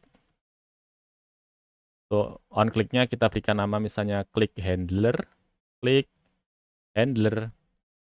Kemudian kita berikan fungsi, kita buat fungsi baru, function, click handler. Bagian klik handler, kita akan melakukan pengecekan terlebih dahulu. Untuk data namanya, dia isinya apa? Kalau misalnya isinya adalah Joko Prawiro, kita akan gantikan dengan yang lainnya. Ya, if. Nah, di sini kita punya konteks dengan nama data, kita panggil dulu data, dot, kemudian kita isikan dengan key-nya. Key-nya ada key nama, ada set nama, ada umur. Kita akan gunakan yang nama ya, data, dot, nama. Apakah sama dengan Joko Prawiro? Kalau misalnya dia punya nama Joko Prawiro, kita berikan untuk nama barunya dengan menggunakan fungsi yang kita punya. Fungsi yang kita punya di sini adalah set nama, sehingga kita set di sini data.set nama. Kita ganti namanya menjadi Eko Santoso. Kemudian kita lakukan kebalikannya, else. Kita copy saja. Kita letakkan di bagian bawahnya. Kemudian kita tuliskan di sana, di bagian bawahnya, Joko Prawiro. Seperti ini ya. Sekarang coba kita cek dulu, kita coba refresh. Saya klik di bagian ganti nama, sekarang adalah Joko Prawiro. Saya klik di bagian ganti nama, sekarang dia berganti menjadi Eko Santoso. Nah, ini hanya di bagian child 3 saja. Sekarang kita akan lakukan di bagian child 2 serta child 1 dengan menggunakan konteks ya. Saya akan copy ini. Saya akan masukkan ke child 2. Juga saya akan masukkan ke bagian child 1. Kemudian saya akan keluarkan di bagian atasnya ya, supaya dia mengeluarkan datanya. Saya bentuk fragmen dulu. Ini saya naikkan. Kemudian di bagian bawahnya atau di bagian atasnya saya akan berikan tulisannya. Div child 1. Isinya adalah data.nama. Oke, ini saya copy saja. Kemudian saya letakkan di bagian child 2. Tinggal di sini saya ganti bukan lagi child 2, tetapi child 3. Di sini saya ganti bukan child 1, tetapi karena di sini di bagian komponen child 2, saya masukkan child 2. Sekarang harusnya di tiap-tiap komponennya, child 1, child 2, juga child 3 akan mempunyai data yang sama. Saya coba refresh. Saya cek di bagian ganti nama. Sekarang dia akan berganti Eko Santoso. Saya klik di bagian ganti nama. Sekarang dia berganti semua menjadi Joko Prawiro seperti ini. Terima kasih sudah menyimak dan sampai jumpa lagi.